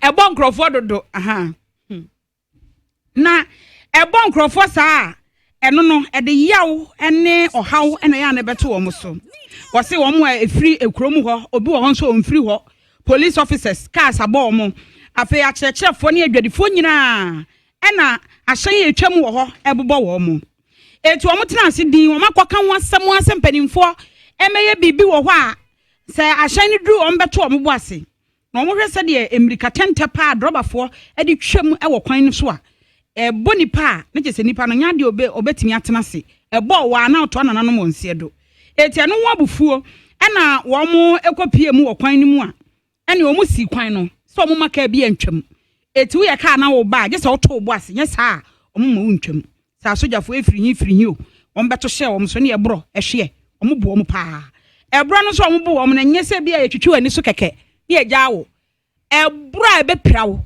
eti esi nipa dodo na ebi pra mu odin ebi kra da hospital a say dear ano den e de ema sa nipa yi e na wo mo so o ma prepare na e bia ko hospital man say dear ye yi o ma mo ko efie e na bi nso wo fie a wo mo miamia nsuo wo mo no nsuo di miamia o mu kuro ama eno no daily guide abomu amane anope ɛna no pay asempa pa bi apie ɛwɔ daily graphic as afa to so dunsia ɛyɛ asem de de ma yɛn so man ɛyɛ asem de de ma abatan ɛyɛ asem de de ma yɛn nyinaa ɛne sɛ ɛto da obi kɔ awo so kɔ wo ba na ne ba no wɔnte asem na ne ba no ɔnte kasa na siapon kɛse ɛwɔ my Ghana University of Ghana emu abɔdeɛ mu nyansapɛfo bro ne bɛka sɛ scientist ya wɔ mo ɛwɔ hɔ ɔma yɛ nhwɛmu ahunu sɛ ebi wɔ hɔ no mo ɛyɛ awosu ɛwɔ yɛ mogyam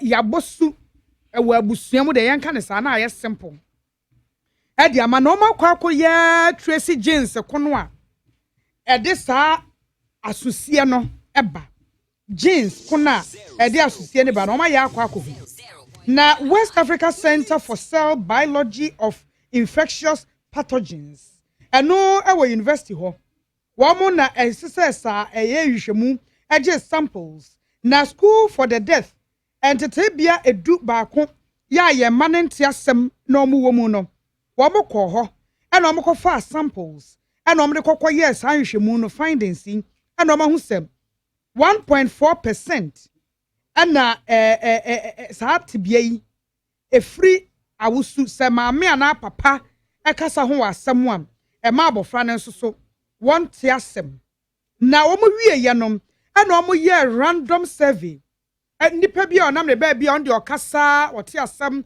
wɔkɔba ɛna wɔn fa emu nipa no bi ɛkɔyɛ saa random survey no so wɔn wie yɛ ɛna wɔn ahu sɛ nipa bɛsɛ 145 biara mu no emu baako deɛ saa jeans no a ɛma obi asusie ebi ɛwɔ yɛn mu eti ɛhwɛmu di akɔ yi na di eni na yɛhunu ne sei no asɛbi sɛ wɔakyire sɛ yɛhu problem ne apɛ solution eti yɛnhwɛ kwan emu mmoayɛ foforɔ bɛba daakye wei ɛyɛ ɛnɛ daily graphic page 16 me the daily guide kratafa a ɛtɔ so nkono ɛna ɛba Aminko Ahman so na yenko DS Ankomo Ghana gas supply to car powership will begin by end of October. And 28 and it says so me no mshasio. Ghana gas for this asin babe to jayeko and na yenu Ryan's to Subempa Director of Communications for Ghana Gas ni ne di hu enkomo kakra. Via da simu akwa baba ni TFM so anope. Awazi me Jozo. Vomwe. It is Usuban. That's it. And when some no say ni city anope na say Ghana gas mobile supply car partnership with gas by end of October. Emunchechi mu ensemno. Oh, because it did kind match ya what you for ne wapam for no nyina na I'm say recently na Montie say car partnership a tema na nka service in previous white elephant because of the amount of money that we're paying as a government, you know. Omampenian say mono of course as you pushy car power no edeba credit na yedi enyinam kanea enframaja efemu na yetimi edinya electricity dem the people of Ghana. In the Minister of Energy nimpeni for the share to akwamu na adwene say Ghana the initiative near the contractors no the ahihye so na ya ye adwuma ye betimi de mframaja no afa drobemu akopie eposo inti no say 3 months ago any the car powership no eba be pie mo takrade okay inti ye hyase edi mfidie no ye adwuma takrade regulatory and metering station ye twi pipelines no dia afa form aba be pie wo takrade ne ba base na ya ye ho adwuma enti no engineers no ekoso ye adwuma se de ka no what we call the survey clearing land grading pipe stringing welding any sa nyoma nyina enti omu wie no not just a human eye almost about 98% complete. But technically, no, they need to do what we call testing and commissioning. And no, say from a jano, they fa drove any more bar. As you use a pipeline, there's no leakages. There's no API chimatobia, CDPA tichuma, oh baby, because they fa a form no near side, they first you not say about the peony babies or Nathaniel wing as he cleaning. Na ye nyoma ye be check say Ruben no ideas human be added an aquam torting. And on your friend said testing and commissioning. To move you pet not just everywhere you makwa and I acquire no not almost nitrogen a good Ruben I'm a muno I clean said a bear bibia bit mako so pepe entiano and all my area.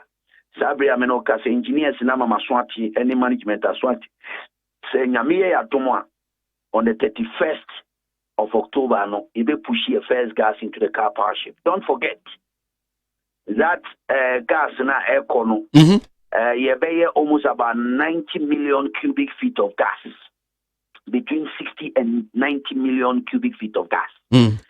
And no is equivalent to about 470 to 450 megawatts of electricity. And no, you're very significant. The president is committed. Say, doom so, ebe baby by ebe si Ghana, ema asem kesieba to Ghana, breach kesiel on PCBCBM, and this is significant. Don't forget, say, you buy, you raise the capacity of gas.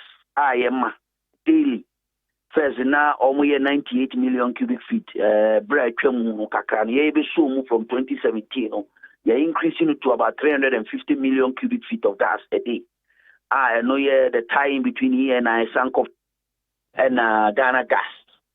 Yeah, Sanzule tie-in. And you know, you really assign reverse flow. Reverse flow no gas. In Yano Western Enclave no a dozen. Intino Dano, you rely on Asoglinoni, they rely on West African gas pipeline. Azanenya gas. Sebio Nigeria for Omunya gas, my say you don't do me in video Asogli. President is on Chemas Adianama. Into reverse flow, no, and no Namasabri. Send Wapco for shut down their plant and has almost shut down the supply. No. You beat me a pushy gas of about 60 million cubic feet, which is equivalent to about 250 megawatts. And also very significant. Don't forget the WAPCO almost about 90 million. Nano Babe Kanwa almost about 450 megawatts. Okay, Canning in Abuma, Akusumbo is giving us about 900 megawatts. Any other supplies are a day banomnia de ade, Okanning in Abuma, we know some Babe Kanwa 470 megawatts. It means very interesting. And Kwasi Adiaba Konzua as he chimuma amount 40 as he said. Adiaba Kwa very significant and say first now majority of our power supply in Ania rely on exceedingly crude oil, light crude oil to power a generator. But gas is cheaper alternative source of energy. And until now here a report by previously now a bind that are not spending almost about $400 million excess to buy light crude oil to power our generators to get electricity for the people of Ghana. And the Ghana gas increasing your capacity, no. Sasikano, you save for the people of Ghana. Ama abua ama nyoma etimia konka. Intino kapaship we no say obusaya no. And no baba bekanwa. It means we are doing so well, and then we are going to add more capacity to our national grid. Okay, all right. Powership now is still no so. Don't forget the contract. Yeah, no. Year biano, and as a Busumi bia need $20 million for them from the taxpayers' money. Car powership ni siho na enye because you sign contract. Need $20 million a month. Eddie ma is uncle for no from the taxpayers' money. I know Mekasena MPP crack as some bomb between me boy. no, dear, as far as I'm concerned, but the point that I'm making is at the moment, you know, Sasika do so poor in Yupia daily, monthly, edema, a partnership for no, based on the contract. Okay. Na bibia wo kan me fan yin asembisem misa na yen fan common fancy say gas is a cheaper alternative source of energy no e ba ne sa ene yen so a electricity minim say we no so e wo lie mu dia na ene e bo no betimi aba form na say na tie say gas na sisi aye dey power dey na alternative cheaper alternative source of energy dia e betimi affect e bo no so electricity bo na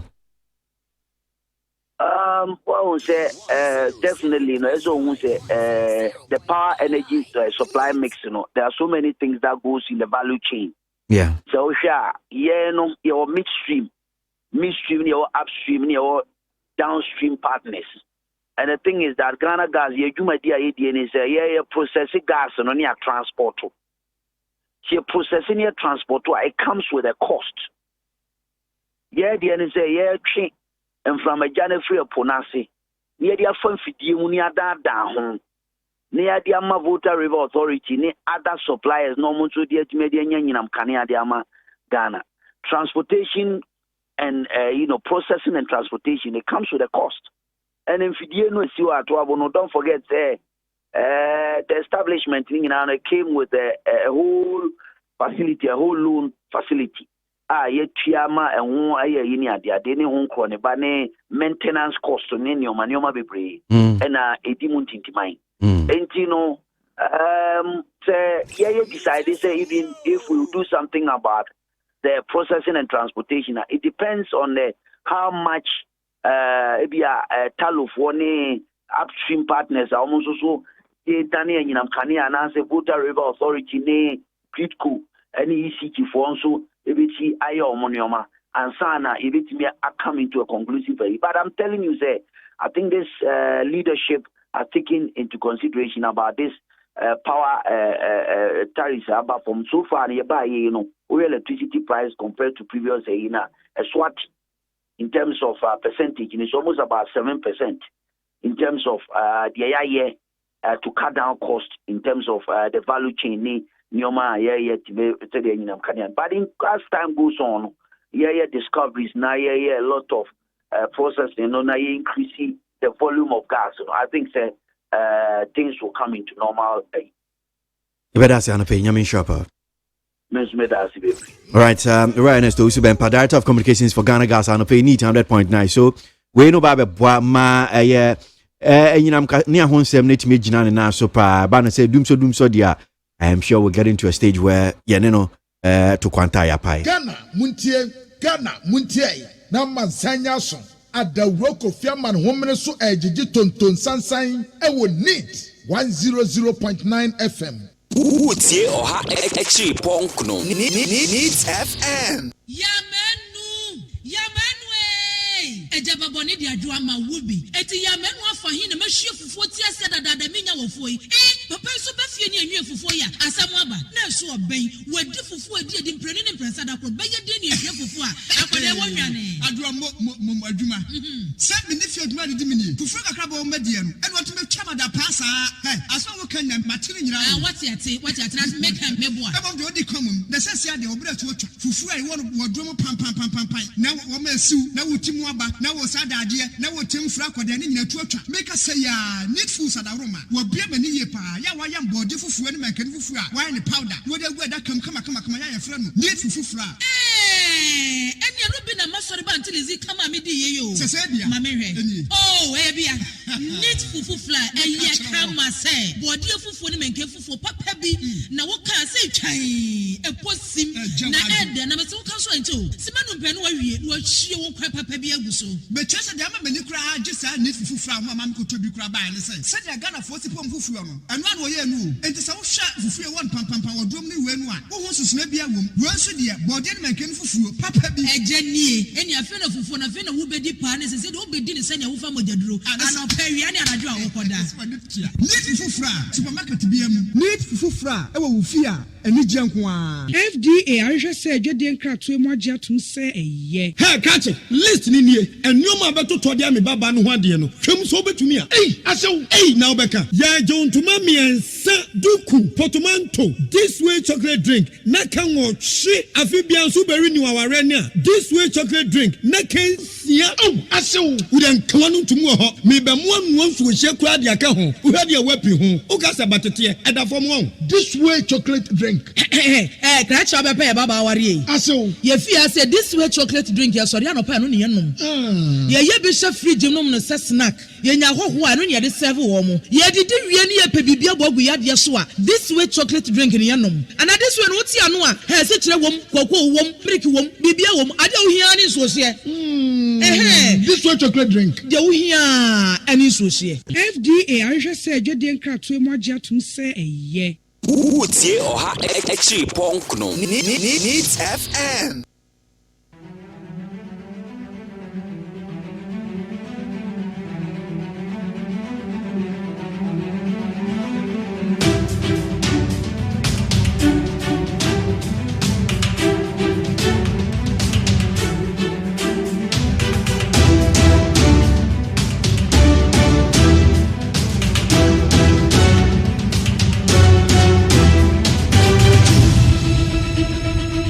Needs 100.9 Ghana Montie Jumedi Sunu Asogwe. Akasema be nsia na non watchi abo. Yeko enim ni ato Jumedi no so agye ensem ni bi. De bankrata enu nkomo no yanko. Abza for daily graphic mu no na me kan University of Ghana asem no a ehwemu no ma ye no ma huru die nti a nipa pi nya asosiye ama eso ma huru jeans ni bi ese nipa 145 bi emu no ye mu ba ko sa jeans ni bi a Emma asosiye eti enote kokoda kanema mpani JJ Rollins so ade asembia todwa ene daily graphic at afeto so dun sian de aba was say Professor Aboagye Mauto Aboagye na sem no yi adi yi na die no wo mo hwen ka ho asem kanema mpani JJ Rollins na ka kire National Security Minister Munyafo Albert Kandapase wo mo nyi hu biom sa asem no esensen ho no ma yen kan siye Vice Chancellor Dadama University of Education Winneba Professor Mauto Aboagye ene afoforo enumbia yeyi wo mo na ochesa se de esi ka asem no na ekobesi no enyafe Economic and Organized Crime Office yokofo ehwehwe mu amu ye esi ne huni asem etidia na mpanifo yiye watwere ho krata October de to so aduonu 9 ene ode akwa former ode akwa minister na ode bia akwa kane ode akwa minister security minister ana kane mampani Rollins echirem ade achesa asem se de sekonkon ho nyefe eti eyo how bebre mpanifo hwe na de wo se wo mo ye wo ho no wo mo enye emfafa ho we eye in the daily graphic page 16 ba papa na asem no bibio Professor Aboagye na asem no is it say nia yoko hwehwem no amoye no yanji ntum cancel no enya ade a womo efi say ye no kurewo manade darling boy no na nipa pi so ntia se de kane mampani Rollins de na no atumi because I mean asemaba any wo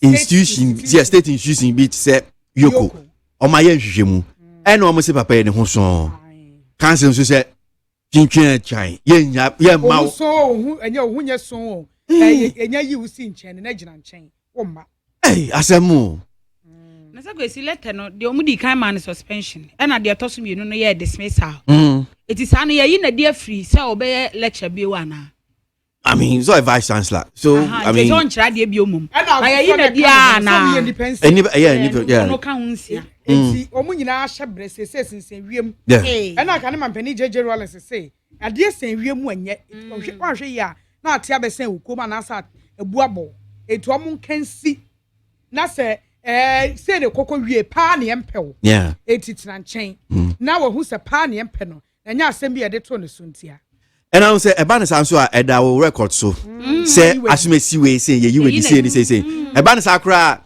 niama ese se onya te say bia severance ana pay bia ese se de ma benefits bi ni ade nyina tumi hwero enti de se mo pese obe vice chancellor bioma yen se sakrata ne nka se okiwo infumso bi ani ne ho yɛnyi wedi but ebia yɛ ma onye vice chancellor bio na ne bibia says fata bia says the man bia yes am fa man man other than that no then we are just saying that state institutions be to say yoku omo ye nhwehwemu na se obi ka enyina so bi eni so I said the am ma ye useless nhwehwemu wie na wo say why nhwehwemu nso so ye mfia yanko eni mianto aso me de chronicle da obokrata na eba na chronicle da obokrata e de abawo krata fa etoso miensa o chese Volta River Authority eno makache Ghana for say ene uba akosombo ene pon hydro dams na ye safe pa o ha obi ani akire enkofo ha obi ama na de ema omo kasa ene say chronicle e de beto wo mo bana headline say akosombo dam baby eda no eda time bomb so 54 years atena ho anase empanimfo ye no besi sa abre ebetimi de o ha obi aba October da na etoso edu nwotwe eno na VR for the krata pia bonte say time bomb bia so enye hwe na wo mo chechire mu nie wo mo say se se wo hwa akosombo dam no a sa emfihia aduonum nan a empanimfo ye edisi wo sa abre no a na Ghana man panyi dada de odi kan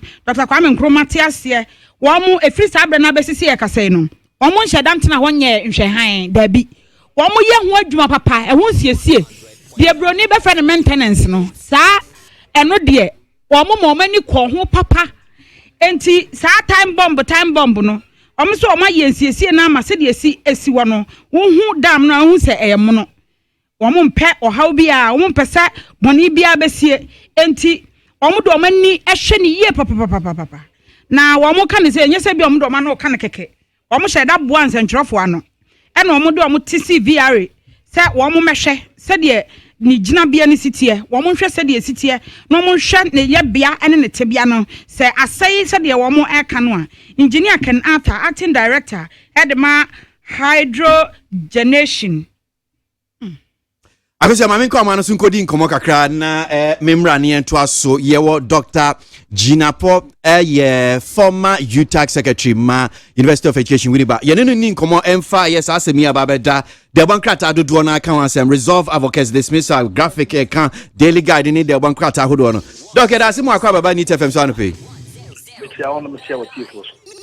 Doc, dear na betimi abua se former secretary man UTAG and sir Professor Avoke and sense me dear na betimi dia abua na etie fotimi ati ase yi wasa asem yi. Oh, metimi akase first of all asemi eneye kana former President Rollins ama sebi wa actually akoma Minister of Security the akoso and say Avoke they have not treated him well.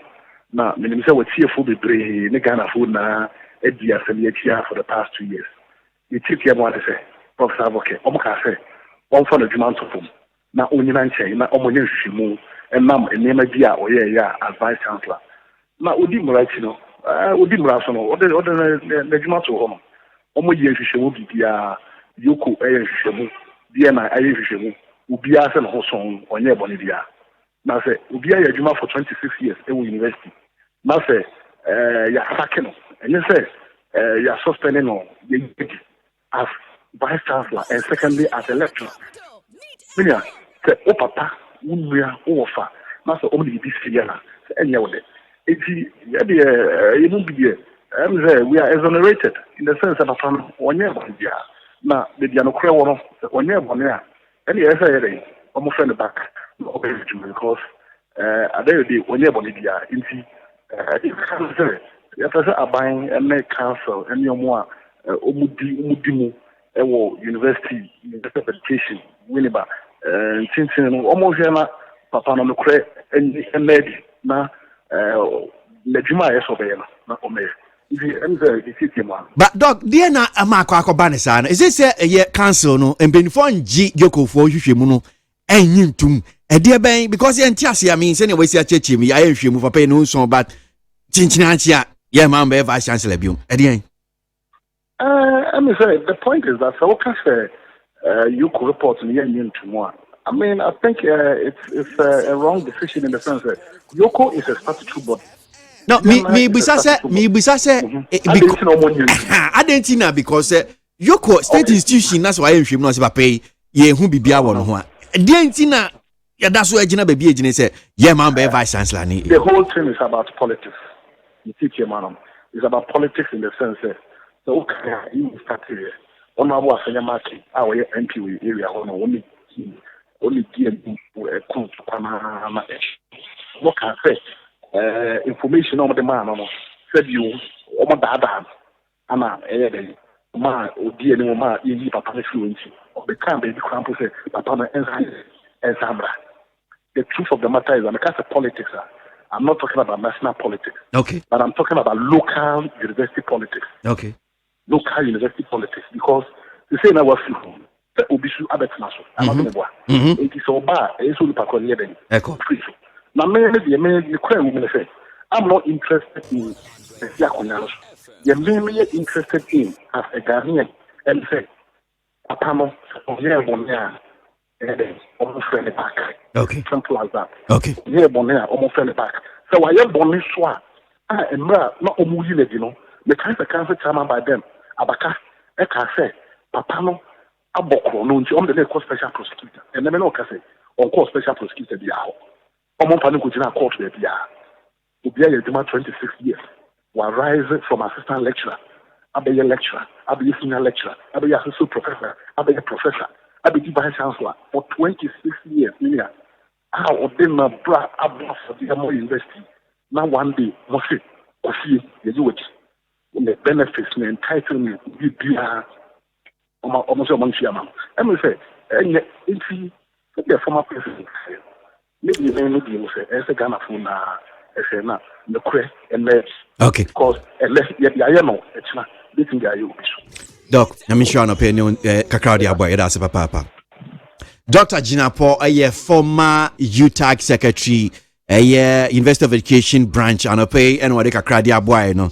Asem no say na si tie ya tete but better so akọ na ya jinchichimu no bi yetimi atiase ye say na si tie I konti ama akọ na sa so openyi 26 years say na we si kan na waye adwuma rising from assistant lecturer the dimwa baba vice chancellor enne yes the bonneto no so yokufo ye nhwemu am si papa no ho so ba ya da so gina bebi egina akosia to aso na ya nyinsem no de bon krata no bebi ana won yo enti na me wo chronicle de bo krata makoso bodam watch say ayo how kese pa na omote time bomb so na Ghana nyina krate time bomb so a wo ma hyeda asesa nsentrofo say wo mmra no mo mesen kwahwe wo mo nkwohwe wo mo plant enioma wo mo ye wo ho say ade no time bomb so ampa no omote ana it engineer Ken Arthur acting director for hydrogenation and watch say omodam no e safe how be any ho wo ma hyeda aye de broni be ka say maintenance no wo ma ye ho adwuma saa free ye ne pen so besisi ye ka say enti ne ho oden bibia da na kwan mu omo hwe na se bibi sai pe no mu dimika no makoye nsiesie enti nsiesie de omo fa ni agro e Ghana ejapade enti omo ntena se e ma ne nse nkonkofa ho how kese emfamre ye ma me fa finder the obokra time na finder e di BDCs bulk distribution for no ho asam ne omo sika ne aban e na aba wase aban atua sika e de ama bulk distributors no companies no bulk oil distribution companies no na ebo maban make service chese sika no abanya so fa so watimi akwa enyanteso abanya save 1.4 billion Ghana cedis keka ko 284 million US dollars na yeka wo mo de bulk oil distribution companies no efi 2017 na we say chese say there aban entua sika ema BDCs no aban no omuni sika sem bi egina akwantimfi biom na aban enya nkunimdie ananso aban timi kokopre enya anteso ewo RVF no petrol for brofo omom tonfu ayi ena de keka ka ho ene ni nuanom ezi ye kasa ye de Ghana aban atimi enya anteso some 284 million US dollars no BDCs no eka na aban de wo mo na etimi aba from sadia mo mayi we ene finder I mean, 5 messages in the Kakran Fenchemu. Mesha Kasanti from Abuso Kan says nobody should believe what Samir Oku is saying at all. because NPP led by Nanado is trying to do everything possible to win 2020 election. But tell them it will not happen today or tomorrow because we are more than vigilant on the ground. That's Meshach Asante from Abosokain. Mystic in Somama Dredge says, so Richard Ahiagba and Nanado and the NPP are still defending this fraudulent, corrupt and stinky PDS deal. In fact, they have no shame with this useless equalization and defense.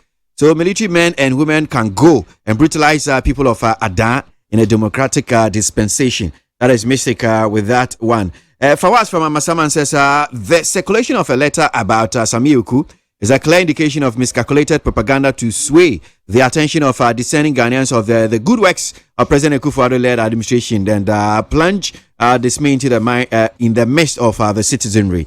Fawaz from Amasaman. Walanyo in Akwetia says, what were the mistakes John Mahama confessing that he committed against the good people of Ghana and want to correct them and couldn't correct them whilst in opposition? And when did the former president begin to feel the plight of Ghanaians? If a pauper says he will give you cloth, just listen to his name. That's one from Walanyo in Akwetia. Nanaba Lucy Pando says, I will urge the advisor of Mr. Mahama to tell him to keep quiet. Because the more Mr. Mahama talks, the more Ghanaians become angry. Because 8 years of Mills Mahama and Mahama hardship are still fresh on our minds, in our minds. That's one from Nanaba Lucy from Pando. When I look at how President Akufo-Addo-led NPP government is governing this country, my heart bleeds. A country that was not recognized even in Africa. A country that was managed by the IMF. A country that was lowest average growth, but in just under 3 years, the country is now the fastest growing economy, managing its own affairs without the IMF, and now recognized in the whole world. Oh, President Akufo-Addo, in fact, you are a true competent leader. That is one from Yao Sankiri Taifa Burkina. Enoch from Asamankesi says, so what achievement at all has this NPP government done for the good people of this country? What we always see is corruption and government appointees grabbing state assets. Ghanaians, is this the change you voted for? NPP, never again. Enoch from Asamankesi with that. Kwasi Dupako, President Concerned Patriot of Facebook, says, Kwasi, because His Excellency has done justice to the PDS issue, now Samioku is their next agenda politically this week. But it won't wash. That is one from Kwasi Dupako. Need 100.9 Ghana Montie sunu aso gwe yanto aso ya kwasi abem tena kenkan ye nsem na nsana me ko kenkan ye comment yanto aso. Me wa chronicle da obakata mu na chronicle da obakata e de a wo de aba mfimfini ha sei eno se ukọ esikuma odoben brakwa schools makoma ensa senior high schools yi bi na na ewo ho wase free 2016 mu ho de na nka school na egu ada ni nyina ne se age se achechefo tu anamon ema wo mo ekọ enkrofo fie awofo fie ko ka kire mo se obewie JSS fane bra school why someone for ma school betimi egu na wase sa school miensen eye Brema Sekuma Senior High School Odoben Senior High School and Abrakwa Senior High Technical School na oche se nipa na e wo school one day no mu sopa na me ketekete no mu no so enti e ka me se enkwada no wo mu wie junior high school ni pe esan se ebinum ebefa wono ma edo mo betecha nkrofo nchen ana se wode ne bekwa akosua adwuma na obi ampese wode ne ba be kokokan no maka jose ye ni sika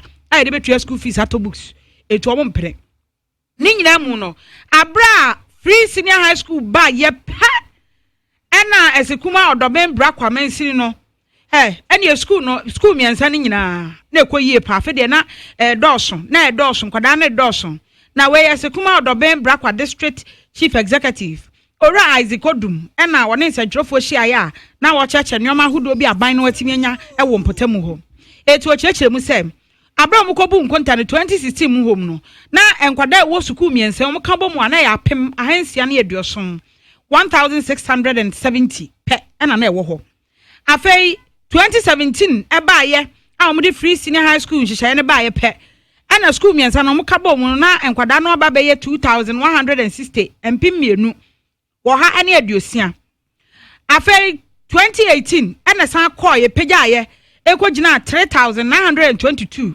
empemiensa hankono aduonu mienu afei de 2019 by the se de asia pagya kra de esemoni nso ka kire empem num ahanan aduonu mienu 5452 ɛna ɔse eye se aboa pa ama achechefo no sebe o ma hu so o mo so won faso esansa achechefo na wo ho no nya nkwada nkyere o ma de agye so o ma ankasa sɔre ekowurawura fiefie mu kɔsere se nkwada no o mo mra school eno no na aye asefem enti wacheche nsema hudo bebrem and find a katafe to so nsia say ya education school asem how chronicle mu katafe to so nsia teenage pregnancy nkwada mo bon so omonyem Ghana Education Service omo atna bi girl child unit Ghana Education Service for nanom omo girl child education unit hyasem openi oda no ye Auntie Benedicta Sedu ono ne national director tie nkuntabuo bi abepie dwa ene ede ma mi phone na ben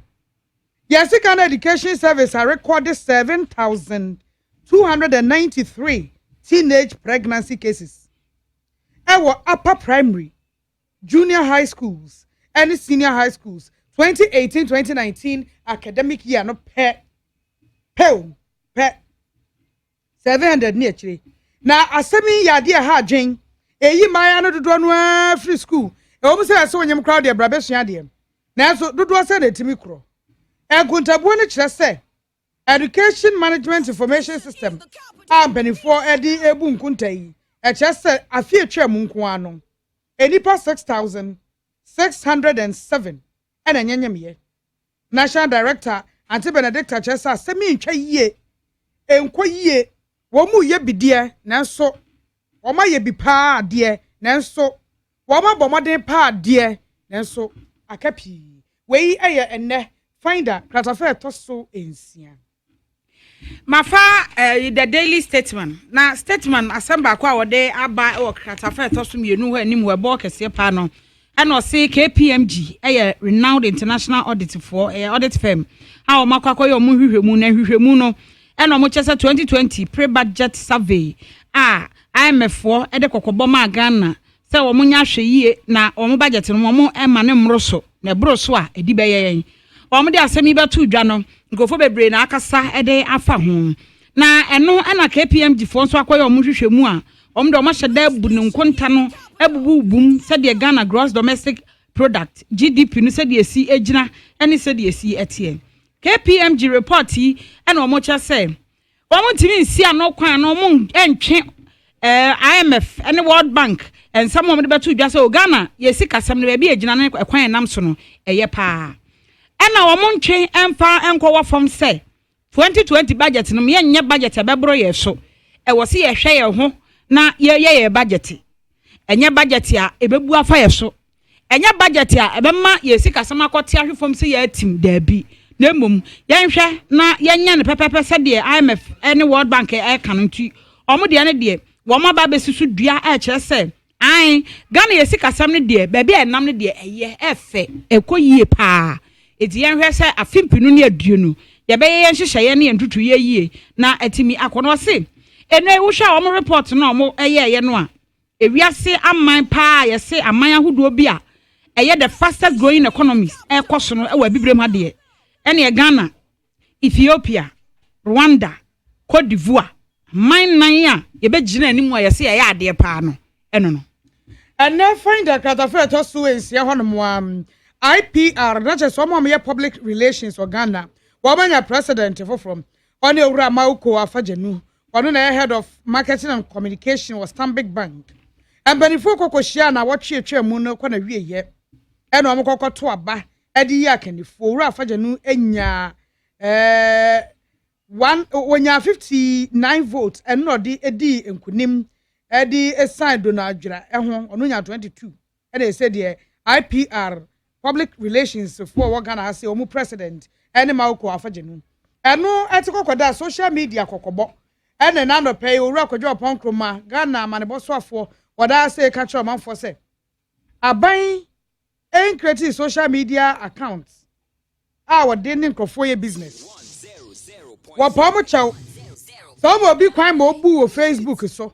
Engofo be a fake account, bambofo ya ho adwuma de. Na so mo bi kwan ma obu wo Facebook so say abanjuma bi ne abanwi bi ne bibi ne na se etwiw di a ensu nkyiro bia o ma bo kokko we eye enne finder. You come about fake news here. My name is Daily Graphic, page 18. Okay. There's something to you about fake news and all that. Facebook begins to combat fake news. Story by Seth J. Bokbe. Says Facebook says it has taken steps to ensure that fake and malicious news do not compromise the integrity of elections in Ghana and other African countries. The world's largest social media platform has deployed artificial intelligence and fact checkers to track and deal with content that experts say influence elections across the continent. The company's head of public policy for Anglophone West Africa, Mrs. Adeora Ekenzi, said Facebook had worked on its internal systems and capacities to be more proactive and protective of electoral integrity.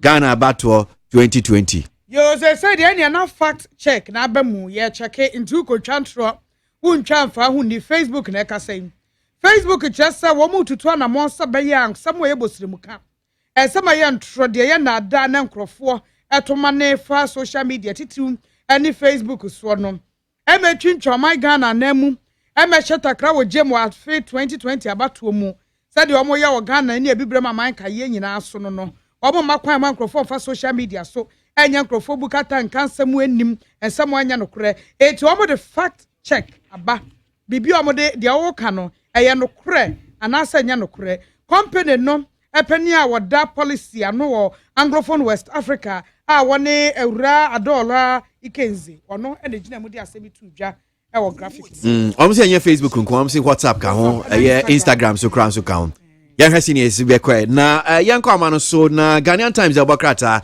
enim honum saying move to support cocoa farmers cocoa board to employ 1,300 extension officers na san komeni ekoji nchichi mu fifi buafo kasamafo ma cocoa board na yenunu ni nkomo ni nchichi mu asasemi fifi ada asemu akwa baba ni TFM so anope mejo kwesi bako de ya media chairman pa chonso na me dia chance da so obi na asem ye da de bokrata enimi na yepese enyanti ase kakra nia cocoa board for mo baba ye nipa be ye empem hasa ayesi mo baba for mu boemu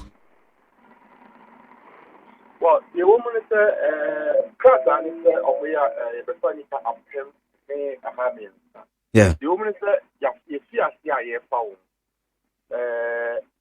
ya advertise the crowd da ya advertise a man said him about one on to do na de on krata dia ba at of the partner of the Yejima at the Boafu Kwefia for no cocoa board. Inti ibinumako interview or maybe interview no me among krata kra Emma or Mako Punsu Aqua identity you post ya post binumokra or moko or most stations or Mako Yejima or home. Binum Safi no mobile call training a war a Punsu. Yeah, because maybe you're interview more appointment letters. Any minimum so any ameno castle, Yamon craft or mobile call interview. Therefore, different fees. Or mobile call that entity so between a college Madiama Cocoa board. Some of what we for. Same things here, 24 years as she said, for extension officers, Mr. Oko district, Nima, they be a queer form, the woman bear hang or tree about 800. And so, Cocoa has an extension division officers over no. We should now and 9 million sample. And in 24, when they say, Emma extension services, no, aim to mean court, they will say a work we have for no ye. Yes, say officers may not be in Tintia, a work we have for no change. Mama wanted to say, when we have our war. What me I report to the BIA for food crown by even the war. Get me a craft between us to be a power. A chemicals, any they cocoa make we afford. What me I teach you much of my property and also. We afford to have been ever advisor. If you don't have a problem, or be a could be an asset. No, or the that is a good idea. I don't also to put things here so they beat me. Ama in be a fano. I was here in our offices, you want more. I'm not in your corporate. And internet is here for signing for the betting Yama. Yeah, mention BM officers don't go let me alcohol.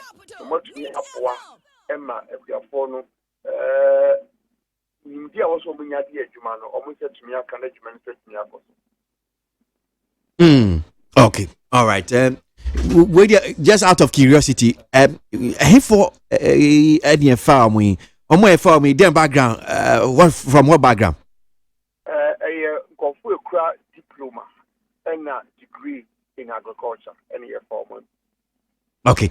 And we say senior graphic can be yes times he can yes and it say oman entity do don kwen entity o ma shase adwuma no kra ho. Ebi my kwen entity na start process started be busumi nsia atwam ni. Okay. Ebi mo kra no entity ndada. Ebi mo so kra afei na obubeko interview.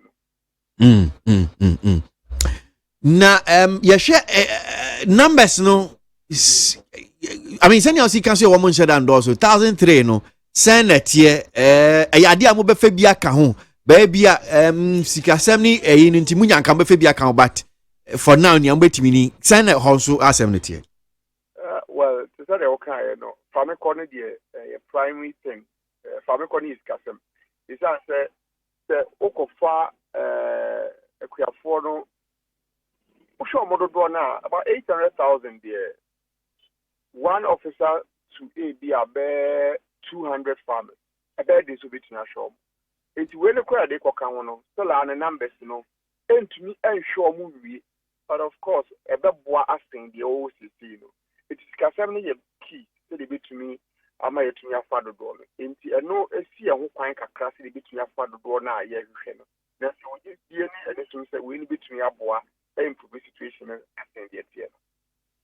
Fifi, yanase na yanhwe se ne ebeko me yesho se che bibi babioma yebesan ba nche nyame sha papa nyame sha o Fifi boafo ekesama cocoboard so kakra wo honum se efa ye extension officers asisia wo mo efa aba be boa koko edwuma no ni omo ye enobi na ye de atwem no na mame fa ye adwenche ne bi nso aba no kakra enfantwem ne enko enim Yanyin ne bi nso fi de bonkrate ne mo enfanto so Tai from Finland says there's a case against the stubborn Jane Mensah about the illogical venues for the limited registration. Also, a case about Jane Mensah giving the voters registered to NPP but not NDC. There is a report of some 5,000 of my Elembele people getting their names deleted from the register, among others. Why have the court neglected such crucial cases? That is one from Tai from Finland.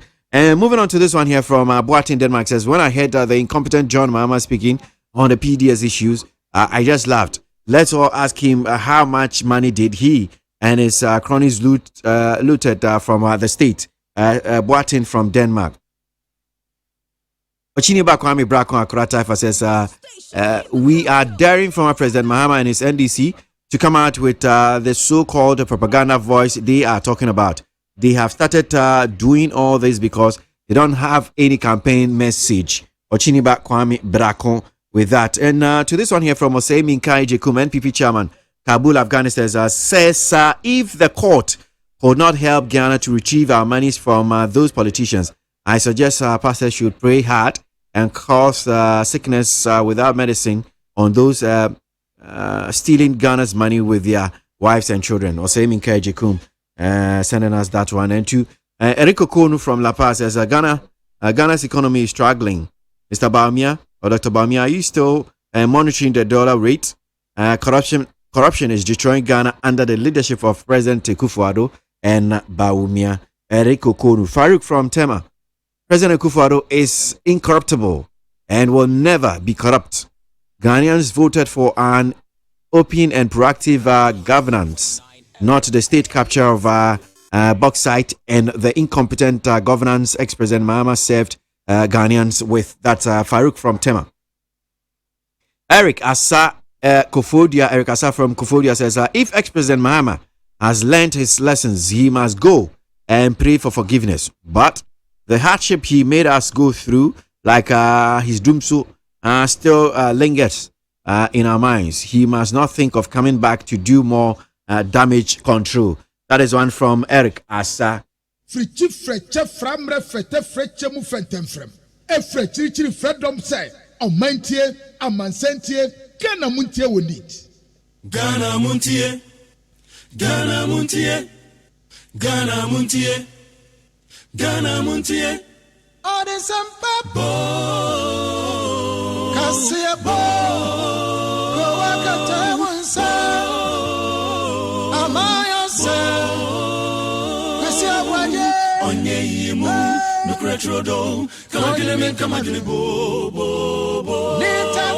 Mama yentie, Kwasi Aboagye 100.9. Kwasi bonkwe. Ye kwa mwana so na eye ene asemba kwa kwa mi se de bon krata no almost ni nyina ka ho asem ye krata bia ye se omampanyin dada Jerry John Rawlings atwa kwa National Security Minister na it has to do with Professor Aboagye any University of Education Winneba na ye kona ye ne kasama former University of Education Winneba Ura Ernest Azutiga edi hu enkomo Razutiga ye da se mu akwa baba ni TFM so no pay na bakode senem di kan na de bon krata no dodo na ka bibia fa ye omampanyi dada Jerry John Rawlings krata watro di akwa National Security Minister na senior ye Ghanaian Times they can say unresolved Aboagye case clear injustice Rawlings graphic is where they anymore say resolved Aboagye's dismissal Rawlings urges National Security Minister dodo na so ka ho asem anope me sure say mahu bi wate yes asemi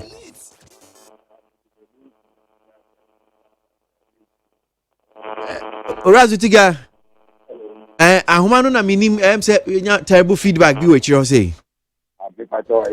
impato ya pa ya na me di ntia kete ma we tie phone na Tifo Josu na America ni say mehu kata bia tesa na me to me confirm the authenticity of that kata and the but okay na so Professor Aboagye ensemi no dian pa na ekoso because o kan nsem no a se ade ba ye ekopie yokofo enim yokofo ye hwehwemu am se papa yi no ho son anope kura na former secretary ma UTAG ma yenya antiase kura se okai said the then council chairman ora baka kura de to just say body papa be special prosecutor mamfa na nko court nso amomfa ne nko ye yoko se ne huson mu nso amomfa na as vice chancellor na se mu kunkon sa eno mampanyi dada che na adwen die na esi ehu fa ho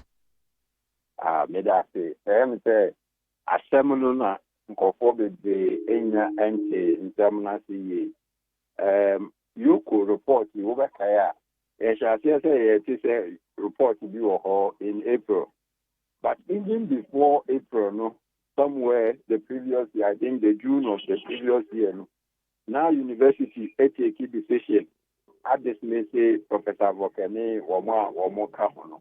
Now the reference point for that decision and yet based on Yoko report.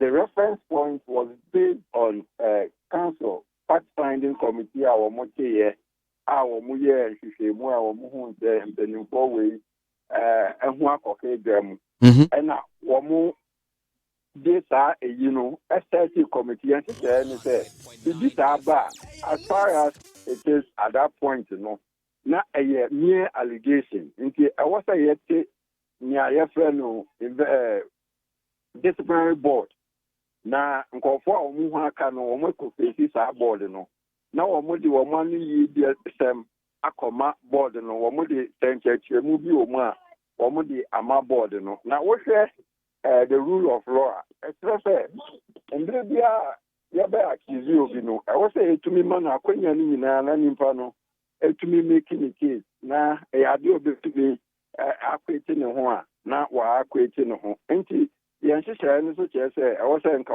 call this my board now this my board ehwehwe sansem no ansa na omo di engineer ba na university empacho okay ha into yeah nanka mabisa into omo ye sansi say na to say penimfo we say nka omumbra na omumba cheche nsam no mu ana omunyi omano na mpanimfo we bu yagu omasum sa omunko bebia na omu de omu fi se omunye bibia na omukro omu de asam no akwadane court university course so ekai omu se awoso omutumi ba na omu be cheche nsam no mu ana so omunyi omu ano omu amfa dogo bi enu abio ana omu ye ni omu bu ndiagu omasum afani se yesi wedi boni na ye mbu asam no ntiawo ya ma wakwanya se be cheche mu na wose wo mba mbe cheche hwe mu wo de wo nya hwe nti wo nko bebia wo diem biom na wo expect se mpanimfo be na eye die no me ha na me person for ti asie ye omutie enti no asam no SFT now council committee after was womba and almost based on that no so a council active committee almost on fremo almost womba no on that basis no more committee gross misconduct and on the basis of gross misconduct ya dismiss mo and assembly here ni yoko ni nya ekeka ho ni na womu ni connection bia no pay yamfa ne se wo adwuma mu na ya de assembly yamfa ne se de ato so mpo se o wa ye titi wo so wonim se wo nya hwe ya ti committee se bra na bibiem wo se bom ba be bia dem biom na nka wo be expect se nka mpanimfo be ye enti sa disciplinary board ni etie na woman but there's record to show say yes you set up moto musafre omu refuse so omu so mama me say records wo ho na ma me ntia asem ya wo mu de ko see court as far back as July of this year and a court here the year we center wo mu de ruling ba until July I think 28 or so your court say your ruling no and almost see baby omanya yoko report bi until almost taking leave of court to file that additional information court did to me yeah call back last Friday or somebody say last Friday 25th no ruling ni beba the same thing I am say almost say seeking relief to file the same process now ujina court wo je authoritative decision now what saying afa ho akofa baby after now what saying competition rollers wo ba kai a enka abantu go bi ba school ho it's Professor Aboagye ankasa ba out beka say oye sorry na akwan of fast no enya kwan pa okopa Minister of Education Dr. Opoku Pempecha owie no dey petition etwa so ema Dr. Opoku Pempe and I say that decision no council take decision no it is our petition about wasum na obedania ma council ampara yenya new council I think September of this year odanima womu na jumaji odise omu kete ne se womu mmode na nka ya graduation na ebeba so July na entumi amba so no womu hwese ebeba so the council decide last past week no it me last Saturday na it me here graduation na we who are the graduation council chairman constantly eka say petition aba wo ho wo saka na yade a o madwin wo so a wo mo behwe ho adi ho dwuma enimani ya enti mi hu ni aba bioma wa fasa eyi neki akwakofa foforo akoma former President Rollins minim dwumadi obetumi edi afa asem no ho na former president minim there but me say for more information with the full detail and yet Yoko report bi na yedina so yi campaigning for yedi aya council fact finding committee na ya reference point na numpo no anya no so na omudina so na enya council kro ya na Professor Aboagye mo ka se wo mo mandate apa ho twemu ni ne kaka ka ho enti o mu ni hutum oh no that council we mandate entwemu the mandate twemu ni ne appointed Professor Aboagye no okay And you were no more a mandate. Everything was correct. Well. Yes, everything was done through due process. Okay. All right. And senior Kwakwendi, that means senior Kano among Penny that Rollins Abia one said and knew some new year. Hey, dear, and some Luna, oh, who need now, or Montie, but a bay sent or no university side answer. Which me a or the Atua Montie and the Atua Montie. Okay. Yabati anu ye bi efimwa na Beyonce no kase be officially musum be chirokrata de yi na no ana we de national security for HMT mo say na mo ye no Sanya America throughout the previous week and last week na I busy with congregation. Okay. And you know penny for and said and tonight and in the coming days the dear why I was a PMO me sure say ya be na ya mama swati. Now let's say I say a very successful congregation penny for 83 bamu supporting a community, various communities, there are multi campuses. For 3 days in Winneba, a congregation is a so called Mampo. Kumasi, Edikobuya, Kumasi, Yenya, massive support of the community and all stakeholders. Archbishop Pama Mina Babi, TPG represented Chancellor for a VC for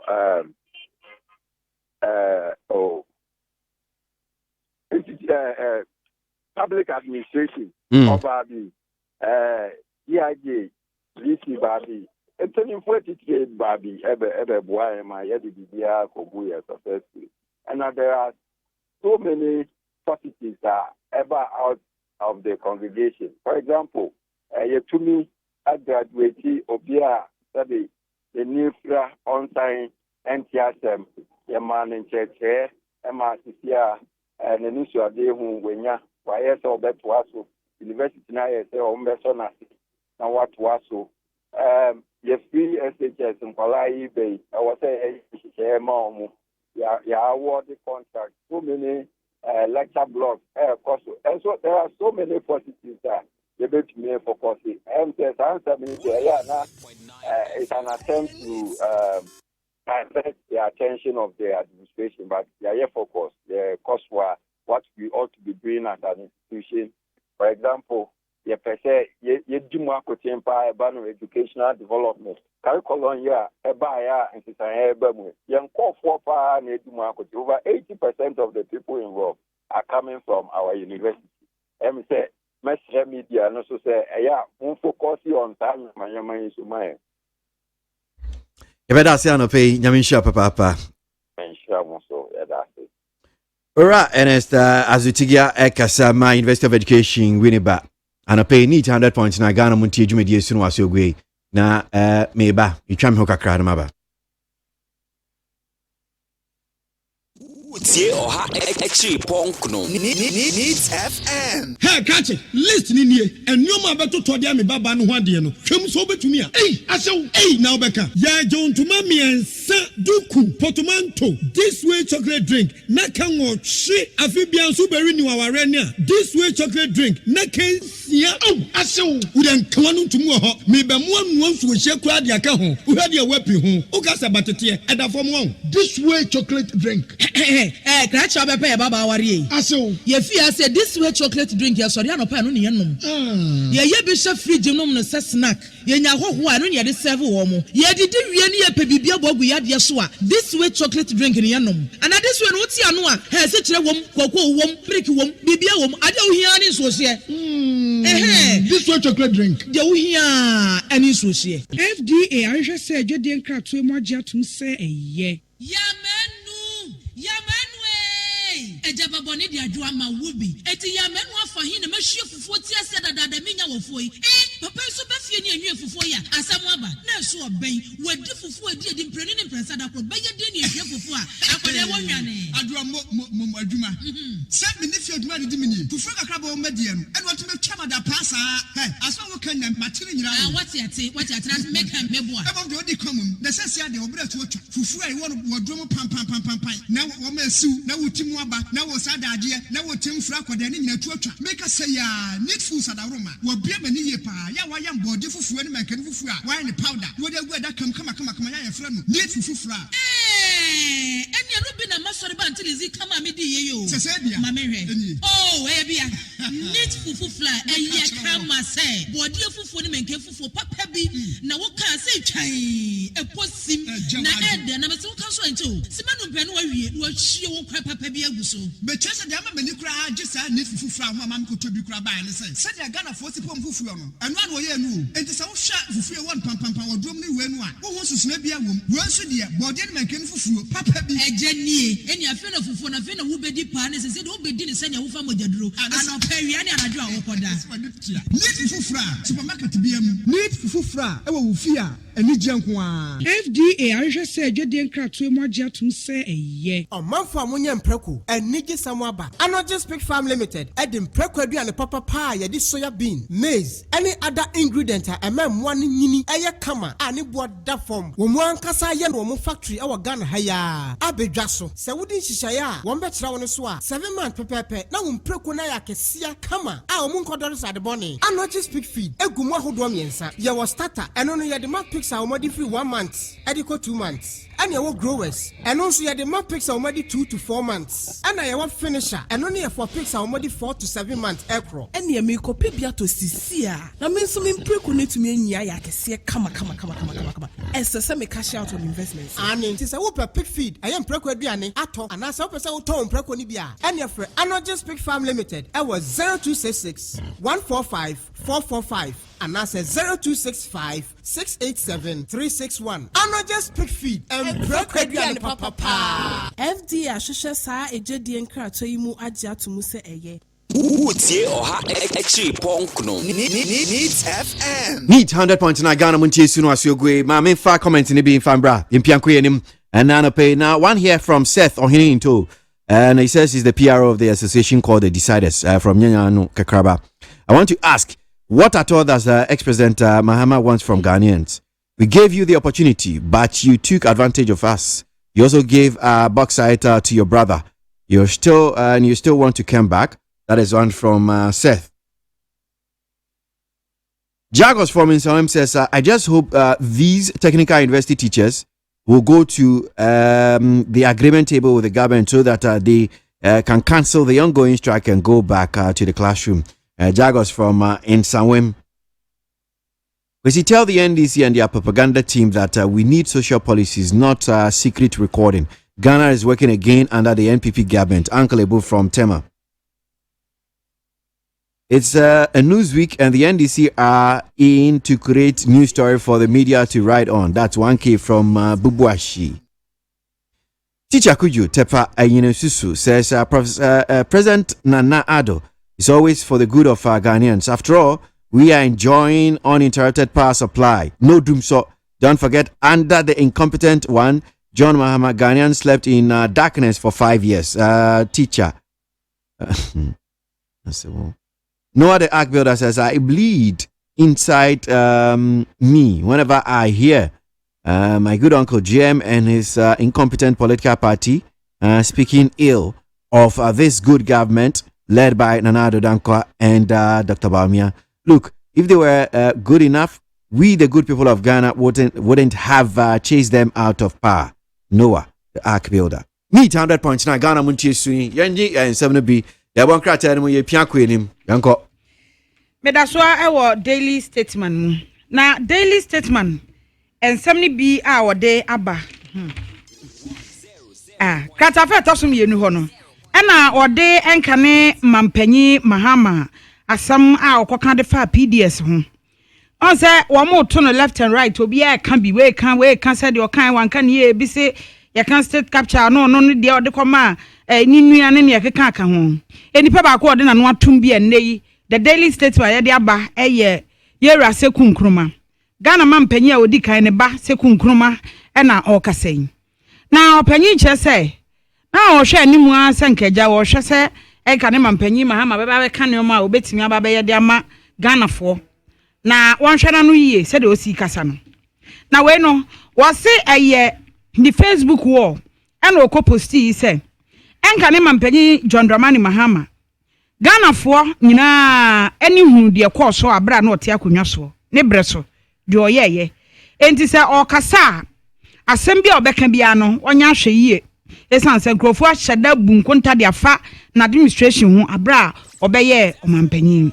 se wo ka MPP fo ho asem a eya wonhwe na chi wase ane NDC fo nsem bia ya wo mo eka eye criticism say a wo mo ka no wase ebi wo ho a wo ne wo ya adwen pa na emum enka ne mampanyi John Dramani Mahama na sem wo koka de afa PDS hu se de osika na ne de oka so ne no eya adwene a na ne de oboa one ne nya adwene etu onya hwe ye se de osi eka ne nsem ho ande the daily statement ede sa asem yi ede aba the publisher the Obokrata mu kratafa a etosomiensa mini camera kratafa etosomienu hwe mienu ho no ana commercial buses bus ya efa nkrofo e wo mamu de ye trotro de etu kwan de ekwahe na eya DVL fo Driver and Vehicle Licensing Authority DVL fo na wo mo say nyame adomo a efri afi mpinu ne aduonu ye ba besim no efri June bosome no ekro wo mo do mani ko twari si hwem se wo ye drobani na wo ye drobani a wutwi bus ana wo ye ka o na wo bus na wo ka na wutwi no ye ni exit no mienu ti se ba bia epie no e wo se ye mienu ba bia ekoba se nkwanhia si o manfo betimi afa adwane emfa ho ne ba bia ka ne be kwa akoto emfa ho ne de ka ne be ye na DVL fo kire se efri June bosome no ko wo afimpinu ni aduonu mu no wom do mani ko twa wisi behwe wo ka na kran sa na obeba be register no ye hwe si e register na unni ba bia nipa be pia fa na emienu a ene e forget nya de a wo mo ebe ye registration no e de ama wo kwan bia so wonum e kire se wo mo e wo legislative instrument line no 21/80 section 134 ho e kire se wonum enkratasam no wase basi bia no enya emia mienu a eno no ye exit eti emergency exit policy hyehyɛ ya wonum ahyeda ye de ato eti se o de ka ne ba na se ekoba se wuni bi wo ho saa de a ebeye den papa eti kwan bia so no wo mo emfa bimra basi titiru eti mfonyom ne ba ne basi ankasa eti se ni exit ni mienu ana se de ebema omanfo ka ne kokonya nkwanhia a wo mbenya ba bia fa ne de a ene enu ayi wani because nya de ombe registration no e de amount kratafa etosomiensa e wo the Ghanaian publisher mu en mabegina wase enka ne council of state member Reverend Ni Amo Dako eno no so de ne aka ho bi ekire se free senior high school no eye ba ye no aba beboa wakonu asa nyina so na abeboa wakonu asa nyina so no nkire se ebinum ntimi nhwe omomba osi asikafo ni bi wo mbebre kwa a wo betimi atua nkrofo school fees mpo ede ama wonum Reverend Amo Dako a na wo ye member esesi ide wo ye member de National Peace Council osi wo wogidie se free senior high school no ye wo nipa bi wo ho a wo mu ni hwe wo mu de ahia wo mu hu ya hu se ahia wo mu etu ofri ni hia mu nyina no oboa ne ba se ne ba nko school ane wa ya de afa wo mu ewo sika mane broso so omu kosa free senior high school yi mu bia ometimi atua enkwada school fees nipa be du no matua school fees ama wo mu ama ni nyina no nkebe ye kama pa no wo ka ye se akeka funu ni akeka madampan wo ka nyina okeka ma MPP amanyoku no abra onumunyamfo kan oforiata e de ensam ebetu edwa no o chese wono free senior high school ni de ye o wo mani ji wa wo hyehyɛ ya ono so ka aban ne hu bi o mo de aba na on de ono se ono ti we owura kenofori atai na ne be ko school e bia ye achimota ana wo ko odogo no Wako, no de ne ba na tena ne car kama Oduru anu ayi ne ba na sifom. Ko school. Eno ano no. Onfa hwema no. O ma ne hwe. Onko saa. Oh, oso saa de ontimi nye. Esanse ono. Ojiga, obetimi atua nkwada be se du school fees de amomo. Atoto nneoma bibia kyese nkwada du no obetimi ahwe wo mo. Enti ono nso so kire se nke be ya anka yenya ne se no na opanyini reverend ni amo da konso ede na no atum bi se nke omo ye ne saa anka ebeboa papa.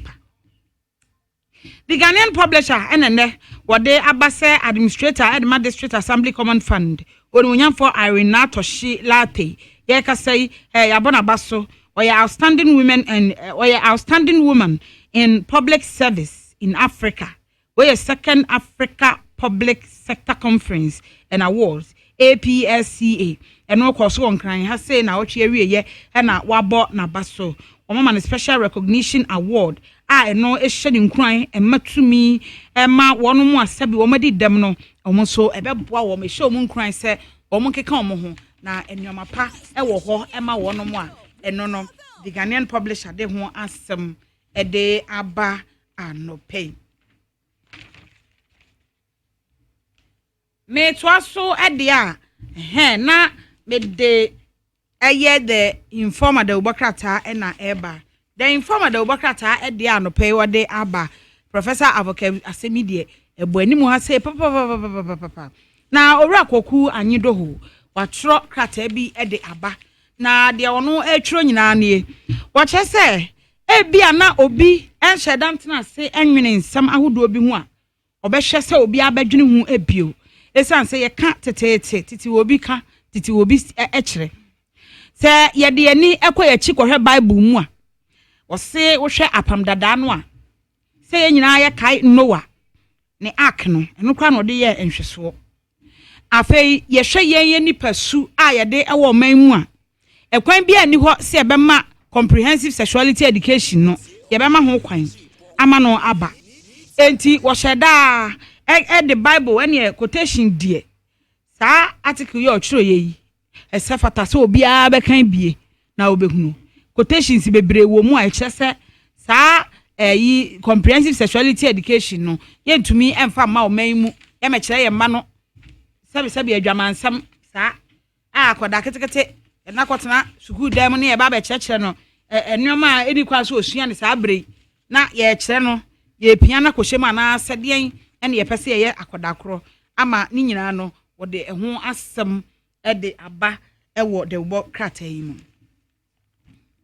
na ekuo bi a ye fra wo mo I stand with Professor Jampo movement and wo mo che say BBC Search for Grace documentary no a ba na anu e bad peace ma ensentre adwuma no ntimi nyina so yie na wo mo ka wo mo be defend Professor Jampo esanse papa yi watu ne ho asi wo pa ene wo ye adwuma e wo Legon ho enye se bia wo ye lecture keke saa keke dwuma wo die adwuma wa bo e wo ho no nya de a wo mo ebepre saa ekuei wo mo eye 2018 year group e wo Political Science Student Association posafo eno no wo mo statement na krata wo mo di pie abonten a wo mo e kyese abra wo mo tena se ese wo no mo bre ehwe sima aduonu mienu minutes no yi seconds na ani botete no be se aduonu baako 51 seconds ntie ye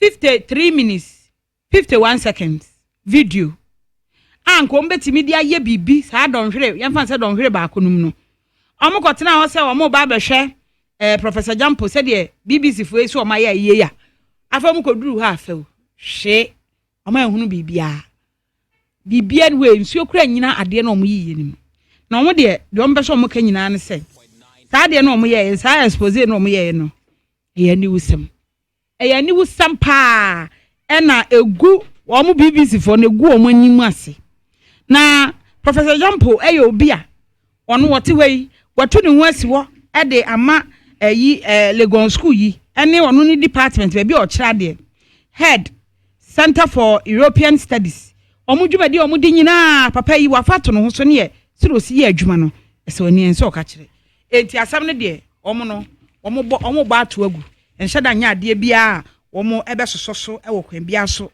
ama ene the informer the obokrata e de ho asem e de aba the daily dispatch na eba daily dispatch e de anope o de abanie na asema o de aba e no chesa ya waso east constituency e wo enkranmantam say na ewo electoral areas no makomako enum Kanda Nima East Nima Nima East Nima West Mamobi East ena afei Mamobi West na 2020 parliamentary seat no 2016 no abra wo mu bubu nkonta na ape ena omo ches omo hwe enkunimdi ebetimi aba say NDC ana say MPP na womo transidi no Alhaji Mahama Ture 54 years ena Ora Peter Mreku MPP 50 years na 2016 wase Ora Ture enya 23,407 votes no jina almost 62% 62.1% ena afei Ora Mreku enya 13,599 votes eno so jina almost 36%. Sa wo mkeka ni nyina ba mu ye na 56,105 edini jina ho ema ohamu chichemu aduosia enwotwe turn out mo ba beto aba no na mo twedi ehu se nyame adom ne sa akokoto aba no a owura mreku ntimi nyehwe ntimi mo number ebeyi na firim se onni nkunim eti eno no enam so ama enedie wo mo omo edi sansemi ba betudwa ama ne o ya no atu ho fo so wo bibi fufuro bi esese o ye se de be ya beko animu a eno so wakọ ama ode ho asem edi aba PDS won sensem na daily dispatch anope wode aba na wo kenkan free katafa a etoso enum ehọ no eba no a ochese oswafo a ohwe amonebo ensem so nmunyafo pon enkroma kodwo pon kroma ena ochese aban ebe hwehwe enwumako makomako ensia shortlisted companies a wo mo eba be se PDS adwuma se ba ko na ye PDS we age from nsemi ehon sensem na wo so munya adwumako foforo enti ode aba betudwa se enwumako makomako ensia ena eno no wo ho ta companies yi edin eye Manila Electric Company eno free Philippines CH Group anase EDFSA and this stroke about LMI Holdings Violia SA na chese South Africa no eye Ghana ni address and omode ababeto so ha afa BXC Company Ghana Limited Ziocheng Technology Stock Company Limited ya register or ye na adwuma o Ghana ha Inel SPA and also free Italy Tata Power Company Limited free India chase enyumako ni nyina odomu din aba nti omo ena se sei omo beden no omo kwakwahwe se omo benya contract no e de afiri mu ana Ghana muntie na mansanya so adawro kofiaman homene so ejiji tonton sansan e wo NEET 100.9 FM Utie oha echi ponkno NEET FM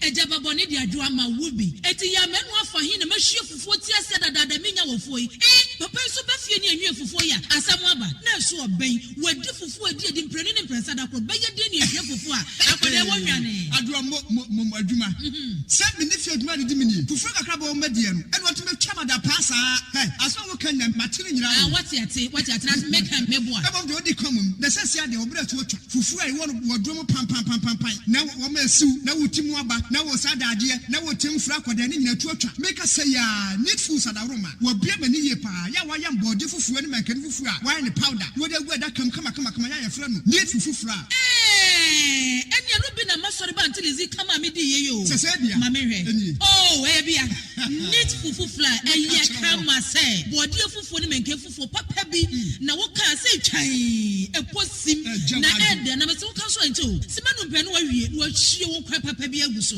But just the ama many cry, just need fufu fly, mamma could to be crab by and say, said the gun of 40 fufu, and one way you, and the sound shot fufu one pam or drum me when one. Who wants to snap your womb? Where should you, body make him fufu, papa be a jenny, and your friend of fufu, and a friend of Uber Deep Partners, and said, Oh, be dinner, send your family, and I'll pay you any other job for that.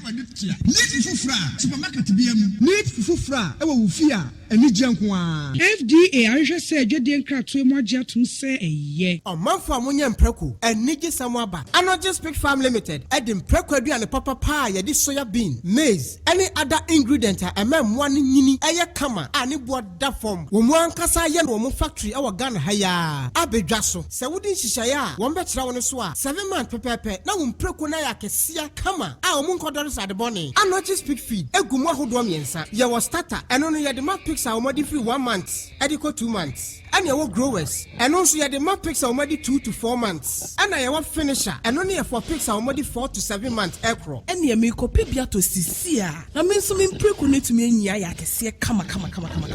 As the semi cash out on investments. And it is a whooper pig feed. I am Prequediani, Ato, and I saw a tone Preconibia. And your friend, I not just Pig Farm Limited. I was 0266 145 445. And I said 0265 687 361. I'm not just pig feed. And papa. FD Ashesha sa ejedi enkra to yimu agya to mu se eye. Hey, catch it. Listen in here. And you ma beto to dia me baba no hwade no. Twem so betumi a. Hey, now beka. Ya John to mami ensa duku portmanteau. This way chocolate drink. Na kan wo hwe afibia nso beri ni waware ne a. This way chocolate drink. Na kan sia.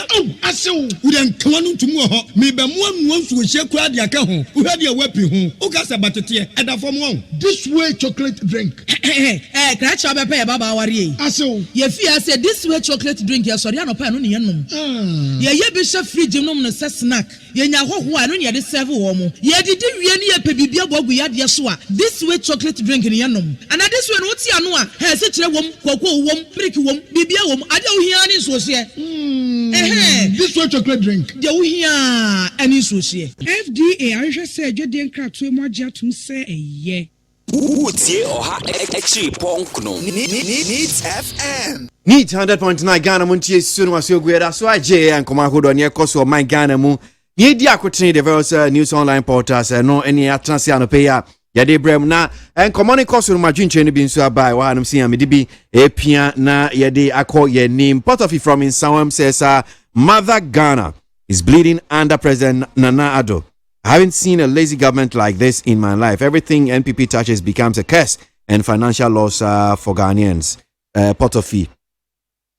With this one from Insawam.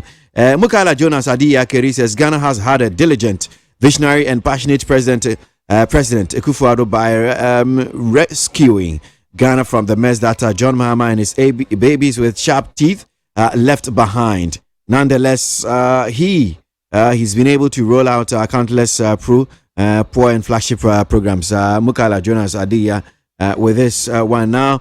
To this one here from Boatin, Denmark says, if it is very true that the incompetent candidate John Dramani Mahama has learnt lessons and now and it's now known his mistakes, then respectfully, I am calling on him to go to the National Theatre and do the rehearsals and correct them. Boatin from Denmark. Sami Boache says, now the people of Ghana have seen the difference between NPP and NDC when it comes to development and social interventions. Now the road contractors across the country has received their money to continue all the roads that Mahama and his NDC claim they completed in their green book. Sami Boache from Samankesi. Now, to this one here from Teacher Constitution from Yamwase says, who are the advisors to former President Mahama? So can't they tell him that he can't be president in Ghana again? Why are they giving him false hope? There is no way Ghanaians will vote again for him to restrict, for him to come again. Teacher Constitution with that one. Charles Nyami from Asamankasi says, whereas John Mahama and his NDC government came to work for Ghana, Akufo-Addo and the MPP government only came to talk. Fellow Ghanaians, if we want Ghana to work again, let's bring back the honest, hardworking John Mahama. That's Charles Nami with that one. Positive change from Medina Zongo Junction says Mr. Akufo-Addo has no shame at all. President John Dramani Mahama, you're referring to the president, the current president, as Mr. And you, serious. Okay, so let me take that one. Positive change. Medina Zongo Junction says President Akufo-Addo has no shame at all. Mr. John Dramani Mahama was doing massive developmental project that can change the future of our great nation. But we saw a group of elephants that came together to throw lies for power. That is one from Positive Change. Kwasi, free SHS policy is a good one, but the rich should be allowed to contribute if they want to. We have free education here in Australia, but it means tested where it's been tested where the rich are not qualified for free based on the parents' income. Kwasi Aboagye from Sydney, Australia. All right. That's where Gusu J and Common B. The Bankrat and Munsam be our higher to us. Ghana, Montie, Naman Sanyason, at the work of Yaman Woman so Ton Sansan, I would need 100.9 FM. I was young. Me the Herald of Bokrata and Eba. Now the Herald of Bokrata, my Bejina Kratafa, etosu enum eho. Kratafa etosu enum honum. And send me no I wa say and watch us raga bi ochredakon. Or say aswafo be me nsan wo munyina wa ban ba kom no. Omunyina one omunya adwene e wo PDS nsensem ni mu. Adaye I was say empanifo akasa ai PDS no na proye bi wom e na o se na proye bi anim. Na proye bi anim enti proye bi anim esafata so mbeka se na atete apansam enti ne ye afiri wono enti sa ministers me so ne omo enya adwen no eye yi oswafo wesikasem so yera kanoforiata ena fe oswafo wono ene hwe enyinam nsam eye owura John Peter Amewu ene ne deputy minister in charge of power owura William Oraku Edu ena the Bokrata ne ba amane so ne omo enya adwen Kwasi Yanko man so ye Joshua Hamidu Akamba, ye national organizer for the NDC, ye in Kumokakra. Ora Akamba da simu akwa baba ni FM so pay. Mejimo so extra muti for you now. Na what call ye? Baby, so we na ye ne o man penyi John Mahama tu kwan call Sremu. Ekosa flood victims no. Na mobo dan ye bu egu nkofo so. Vice President call her. Esama ekosu amode ba park so. And on two in helicopter go see her addressing kofono and free honum. That is Ghanaians that have been treated in that manner. Nti o man penyi John Mahama decided say ono de obekọ honum na wa come fie na nti ye call ye to kwan ko honum if you obey say amachi 1 o'clock anapa and you cost some nyina all kono so no or the over 100 bags of rice and of the call or the car trucks mienu Ibayre or the coil or the oil, cooking oil, the coil, assorted drinks. Na addition was from actually or modition for no. Or Mamu Bibi Kaka, so beyond me and Famboa na yentimi any na one NDC MPP. But Dr. Bamifri one Mamukoyano, if it's a list, if it's out of MPP near, who get a card near Yamau, sorry, near about 55 cities. Now a man mosquito qua account, near a man mosquito net, and no, and a daughter by me, but for Mama, to me, Ako Sramu, what is supposed to be right to be done. Into no, Mincroft, Mr. Upper is home. Into Mincroft, or more brand should be young now, but at least His Excellency John Mahama has been able to resolve some bit of challenges and Kabia or more. I see. And as your man Benya Bedi call Diani. Okay, no, and on my son from the mobile park, so and I'll address you and a few home coil. That's exactly what he did. On my penny, your mamma coil on Nantifan Sunumu and Nantin Sunumu Baby and soon problem war. I can share we also Sako baby problem war no immigration on I can share this year. Engineer no catch and say na idea nanka or kwananka or ye or the machines being anka or crab machines be my but unfortunately for us he lost power and Kasadi in NCP. You know, Dr. Bamede wanya position area but John Mahama ekoye on nanti ye pa ekoye. Me see started there say 9 o'clock and apa. The way how much 1 o'clock. You will do tamale na about 2 how much. And I did see an Sabaye. Yes, I crab. You know, that's exactly what happened. Who create impression to say idea on my pinya be the we need the Atinkana Abadae and only Atinkana Abadae on new mobile. They're not open. Wanya. I have for no pobisi or by a Kawambe Srom. And one say one beji permission we say on my pinya and penny be aqua. The first place of call is to go to the palace. Into uncle be or horror because also do hot man. The baby son say one district, one down, no, you're trained in you.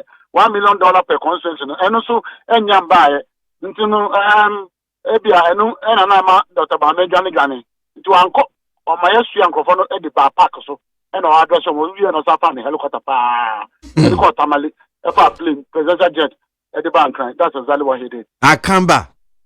Senior. Yo, yeah, fair, no see how them say now. So when himself radio soon come on air can you? Yeah. Aha, to say. Radio so quickly, papa. I'm about I did see and comfort you. You understand what I mean? Yeah. Till new colleague, you know, and one of the most credible radio stations, Need FM. If you Need FM not credible, no, you won't believe that I'll come and say things that are false. And I know people are listening. Yeah, be shame na say be I say now confirm not more boss now. I know you know that. Come back. Apa is regional not boss. No one shut our friend now. Wada. Onyani the pop no. And I started so I confused. Into the friend of a chat draw. Yo. Mate. But yanko sakrate ya epia ba beto dwa se ewura samye oku anope ye ne di nkomo nchemu opese ochira ne se oh sa leak letter se wono atwero krata dia command national security wa copy be chief of staff empenifo bi se wo mo beti special task force for election 2020 no no matete e mabunu bi o se ne kura bi enim NDC for mo ana mo teichira mo yesa de na we humoto na fi no ai se kura se nko mfi mu anope kura nya ni di owo ema ya nko ne ye kura nkasa ahamba wi anu se me say me anka wanka sampo anka be boa no because the entire America anka wanka sakra be boa no when say me nua samuku e was a track record of violence. Oh Akamba. Yes sir. Dia no aya ntina ka on track of dia evidence be meba me cheche when say media me kasa me cheche mu and at the end of the day you agree with me say what I'm saying is factual. Many of them so that kai emra na mo position no ono na MPP a drew some MPP winning elections are the MPP tax should take position over kai say yen take position MPP tax no yen take position ebra MPP winning elections so okrumha the first beating happened on the police senior officer ASP and now DSP and Kabush. And they have put on yet them set 12 boots so MPP tax FR a 12 and the core AK-47 Echo TC 12 boot for every one of here. You know, passport office. You know, Harbour. You call it. You know, MPP for the Bunkofa Gitor. That was Samuel stand. Mewana. Now I don't know now can Kukumu and a licky here. Now can Kukumu and a time information and licky here. So that is Samuel Kusu. Now, so we are one of the persons are a short commission. And I think Samuel Kudu bodyguard. Yes, on a double mobile phone seller, circle. Is Samuel Kudu bodyguard. Anna. Now, so we are yet me and I think, say, why, Oka will be only be my poor and it's for two. So, Samuel Kudu, it would have helped him because there are many things that everything attributed to Samuel as a youth organizer. Nema, oh yeah, Wukruma, Sema, Oka, Wukruma, Emma MPP swampa MPP din kunim Emma MPP for Mbranteno 8 million. You have a track record of the MPP National Security Regional Coordinator. Our Upper West. Actual letter B. Now letter now actual. Do you see the similarity between that letter and Sameku's letter? It's so similar. It's so similar. Say, they should bring them well-built men. Now you train for election police station. Now, yes, you have videos be any pictures there. Actually, they truly, the MPP is training people. And I'm saying, sir, the MPP train people from the community that they live with people. And I'm saying that even just yesterday, I was speaking to 2 of those boys that the MPP people have seen.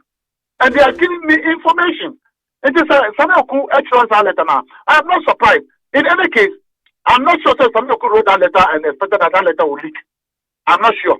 Say, or expected that letter now and can letter will leak. Unfortunately for him, the letter has leaked. What do you think he will do? He will deny it. Okay. So there is neither here or there. He's done what he would have done, and that's what he's doing.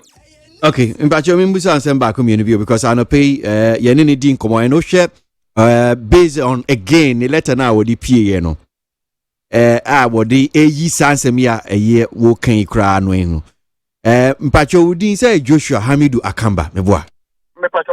Okay, so Akamba o spelling AKAMBA mpacho sanete AKAMBA. Aha. Inti is it possible say wankasa Akamba o twro krata our sign o shim pass national organizer na Akamba no the best spelling AKAMBI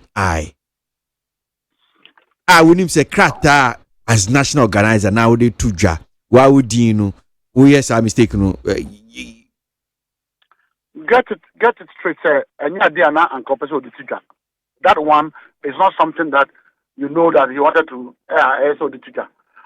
That letter now it's possible say he could have made his PA to write and he would sign. It's possible. It's possible that the PA might have done it. Ni PA no chro or chro ni di no. It is possible that he could have. PA woni obi ye adwuma wo hu. Same no spell no SA because me we question no ni PA no. Okay, we PA no oni obi ye adwuma same ye spell no SA or no ni same no spell SAMMI. Now cause spell SAMMY. PA ben no. That's you. So it's best for him to prove him to strict proof. Sir, is it he who wrote it or his PA? Is a possibility that maybe an PA and a natural I mistake. And it happens. Maybe or PA bit natural letter. No, I mistake. No, but he will not even in a high form, he might have signed it. You understand? So there's a possibility that he signed it handily without knowing that this was a mistake. Okay. I mean some of that once a while we do that kind of mistake. So it will not be an extraordinary at least for it to happen. It happens even with your office. It's a bit messy. Yeah. So he cannot run away from it. He cannot run away because given his own track record, there's no way Samuel can run away from that kind of letter. Okay. Or see signature and so shall see any signature. Yes, and signature. I cannot confirm to that. No, but I no pay anything or see a signature and any signature. Either maybe or 2 signatures or 3 signatures. I have. So it doesn't matter. It's possible that it's a signature. What kind of person are you? How can you have? How can you have? How can you have 2-3 signatures? Are they? I say you can have. You. Me, I don't have. I don't have. My friend, you can have. I mean, you can have 2 signatures. You can. It's not wrong. Into what 2-3 signatures? I say you can have. That's what I'm saying. No, I'm asking you. Akamba, do you have? I don't have. I don't have, but somebody can decide to make. Now, how do you know? So how are you pointing and say me I can have? I've seen people who have said that I have 2 signatures. I have 3. I've seen people like that. Oh, okay. Okay. So there's a possibility. I mean, the MPP can do anything. No, MPP, Jesus Christ. The MPP, Jesus Christ. They will do anything for power, and so you don't underrate them, MPP. But underrate the kind of things MPP can do in this country. But NDC Munti you can't do anything. We cannot be that bad. We can't. The MPP is their track record. Anyamu party no mapenyi dada se mo ye mufi violent mantisi de chese mo de mo nya mo party ya. Sir, you started with the revolution, and after the revolution, we are not. You can see it that the NDC is a transformed party, and that we believe in development rather than violence. And now I'm going to go back to the case.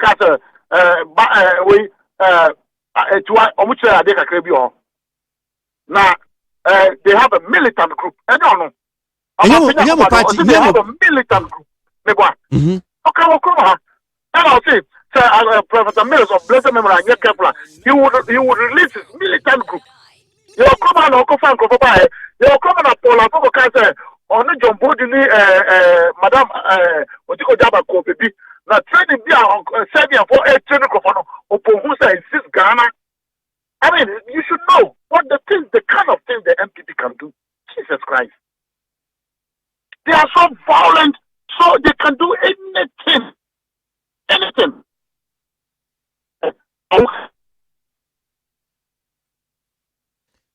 Akama. Dr. Vanya Onia. Today, have they been able to prove to you? That is who they are. They can lie. They can do anything and lie for power. That's MPP. Hey, who free how many kakranchi now? Baby, Uba so and Mrs. Oka Dr. Bamia. I see Dr. Bamia then. Mrs. Dr. Bamia. Eka say. And confirmation of 700,000. Doing APA registered for Meboa. And Francophone foreigners. And we told them to come and prove it. Have they been able to do it? That is the MPP. They can do things and lie. MPP for Udimamu. Masa. That anything that Ghana for your brother. Anything that Ghana for and try a government Kromano. And why a bonnie? That show. Just admit and apologize. Why a bonnie? And is it that I don't know, is it different? Are they not training tax? Are they not training mercenaries? Are they not training? Or my form this is I got to know more how to shoot. Have they not done that? Is it not the first time, even at the Rollins regime, as the president, the PNC that say you're training ministers, you're training how to shoot. And then you can go out a civilian supposed human rights lawyer. Bonnie Ben, that's why I describe him as Idi Amin and Adolf Hitler of our time. You know? But Bonnie Ben as Samia Ukuaya was yachino. Why Bonnie Ben? Well then. But Samia Uku Bonnie Ben, why I was yachino. So I saw letter. Say, young training for no Mumba Bugana for. So I saw. I know say you not your letter. I saw letter say, young training for. Number should go for them to how to do I so and they should do more. Watch your letter no. So into Bonnie Hawaii no. I see. Now, Mikase BBC no. What can but does it lie in your mouth to say, well, yeah, a security for the Bayan film now is okay, fine. Indeed, if you know, but why would Chinchina would you be Ujina? Why you're my whole letter? But why you're home a security on the into BB or NDC letterhead, the engine 2 CS is from Momo. If we have that track record, I'm saying that the MPP have the track record of that. And Samuel Kuba himself has made set of transfers, and that it just go to confirm that letter. Say, so with me, Ama is still Ghana. Wakasa Semno, Samuel Kwakasa Semno, Ama Sasemne is Ghana. And that's how can ensue. Okay, you're taking position. MPP before winning, so people are taking position. So you think I should adapt that letter? Is that what you think I should do? That the man has that track record, I should doubt him? I can doubt him. I don't know about I don't know the track record I will come about Rasami Oku said, "Oh, you a church letter, Eddie Mancroft now he saying I don't know about that." The track record of violence is why, and the letter that is stating violence is why I'm saying, sir, he cannot run away from it. And I don't know about about Yeti Ghana. Minim so Rasami Oku or violent. I don't know. Minim about. I told you, didn't dispute what I told you. That he said, did he say it or he didn't say it? And the things he said, is that not violent? Is that not pretty violent? Deny it. And didn't it happen? Deny it. I'm just listening to you. I'm not here to deny or confirm. I'm just listening to you. And asking questions. So I've given you the answer. So if you have any answer to the contrary, please, can you help our listening public? My listening public, and to say they make and name. I see. Enti udi ujana na so sabire se owura sami oku onyin tums onu an ochro letter no onu an ochro onyin tum no apologize akamba medasi onope medasi nyamishira onso right Joshua Hamidu Akamba, national organizer for the NDC. Hey Ghana muntie na mansanya so adawroko fiaman homene so ejiji tonton sansan e wo need 100.9 FM. Ghana Montie, Ghana Montie, Ghana Montie, Ghana Montie. All the sampa Bo, Kwasi Aboagye, go akata wonsa, amaya se, Kwasi Aboagye, onye yimu, nukretrodo, kama gile bo. Montie, Kwasi Aboagye 100.9. Kwasi Bonkwe. Yanko yanto aso agosia. Kwasi. Me gori dia na me de the Herald Obokrata na ekwa akọwie. The Herald Obokrata na me kenkan owura ochedako chese ministers be me nsa na ono mo anya adwene wo PDS. Na o chese ni nyina akọwie yese PDS enyomo mbeye ye no man hyeda anye ne efrodo abam nti wo mo nti ase apam wo sensan ne wo ne Ghana de no mu twam ene ho nsenkae baaye no na the Herald say wo mo tie ensem oraga bi ochedako eka nyina o kyerese PDS nya boni bia ono ka bibi foforo nti ondo hyeda kyerkyere mu se ora ochedako ne cousin ene Ghana mampanyi na nado we free wa ora ken ofori atanso ye ne cousins ah etike ken kom ya busuafo esoso eka me se ora ken ofori atane ora gabi akire da kon omu adwen no ensiso pepepe obi ade no obi ane no yonko nya adwen eti abra ora ken ofori atamo ka se afrodo abem e wo PDS nsensem no na gabi akire da kon so se yi frodo bia ni baabia enti hwan na eka nokre no omu mienu hwan na eka na omu se okoye interview no na yera ocheda konkra na oni ha owo Russia South African Summit na oni Ghana mampanyi koye no chese ni gidie nyina ne bibia o kan se fraud bia ni agreement nim enti the Herald a chechire mu aba wo chese ono so ne dia wo kan oni ministers miense ne nyina anya adwene o de ho asem de aba na de amedi wie kura no oso kopie mo UK se de arawosam asi won se emnanti a wo mfie no wo mfinhye dunson no ebe miensa de ye de sekan awowo mu na mienu yese ba ko de dom ansa oye Ghana ni ba na broni ba no so de Ben Gilham Rice sa wo mu emnante wo mu ko ba bia na wo mu ko ji wo mani wo mu ofie bi mu wo mu ji wo mani obi anim de ba ya anadwo memene da anadwo ne yese Emerson Valley ho obi de sekan akwo wo enkwada yi akunkum wo mu mienu de o mawu mienu aka ne so mo wo ayarsa bia eje ayarehwe baako ewo de omo maka na omanwu de adunson na baako nso wo mfinhye aduonu miensa wom so machi abrante bia wo mfinhye aduonu baako a wo mususu se wono na wo ye otu saa anamo no eto omo guso omo ye hwemu ne yese na se de okopie mo yuka mema no ye wo mo sekan saa ama aye ohaw kese pa eda wono so ama ene de Obokrata no so de eho asem de aba wei eye the Herald the Obokrata na semwa ode aba na eno so na megina the Obokrata no moboso no aba na wieye Ghana Montie, Ghana Montie, Ghana Montie, Ghana Montie. All the sampa Kwasi Aboagye, go akata wonsa, amaya se, Kwasi Aboagye, onye yimu, nukretrodo, kama gile bo. Montie, Kwasi Aboagye 100.9. Kwasi Bonkwe. Utie oha echi ponkno. Needs FM. Yamenue. Ejaba boni di adwa ma wubi. Eti ya menu afa hin na mahwie fufuo ti ase dada minya wofo yi. Papa so ba fie ni enwe fufuo ya. Asamu aba. Na so oben. Wadi fufuo edi mpreni ni mpresa da ko. Beye de ni ehwe fufuo a. Akode wonwane. Adwa mo adwuma.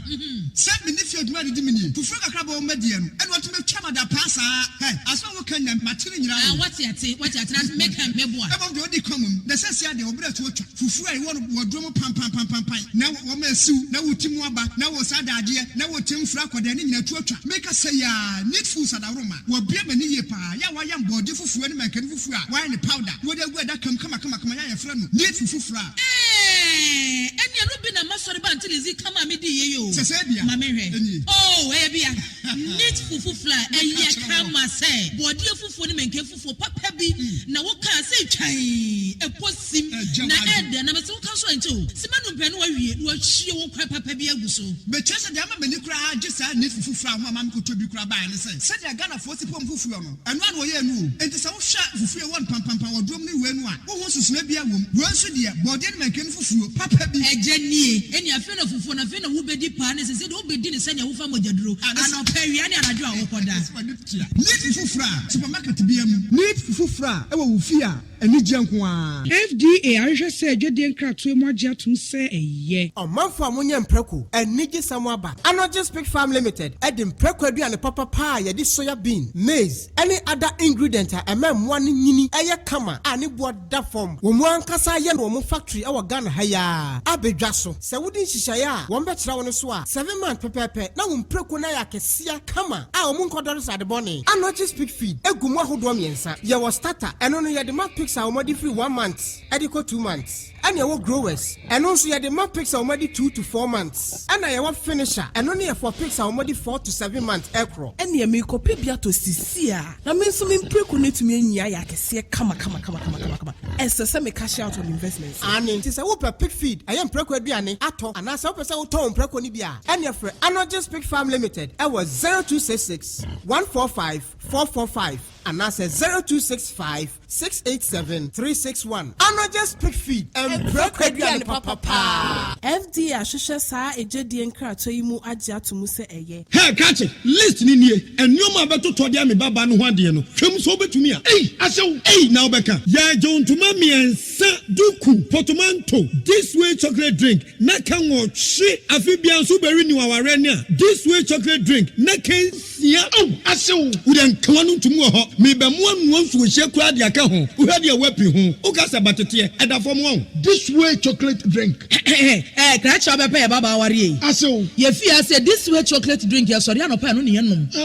Ye be chef fridge no snack. Ye nya ho ho anu ye de serve wo mo. Ye didi wie ne ye pebibia bogu ya de so a. This way chocolate drink in yenum. And this way no ti anu a, he se kire wom, kwakwo wom, prick wom, bibia wom, ade wo hia ni so se. This way chocolate drink. De wo hia ani so se. FDA ahwehwe se adwede nkratoe mu agye atum se eye.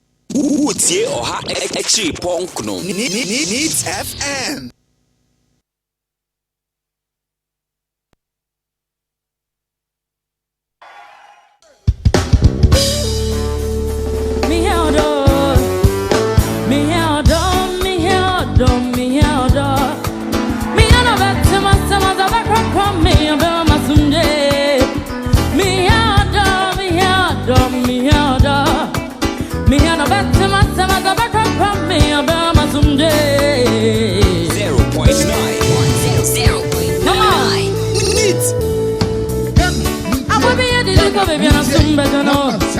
And until I miss it, baby, I'm met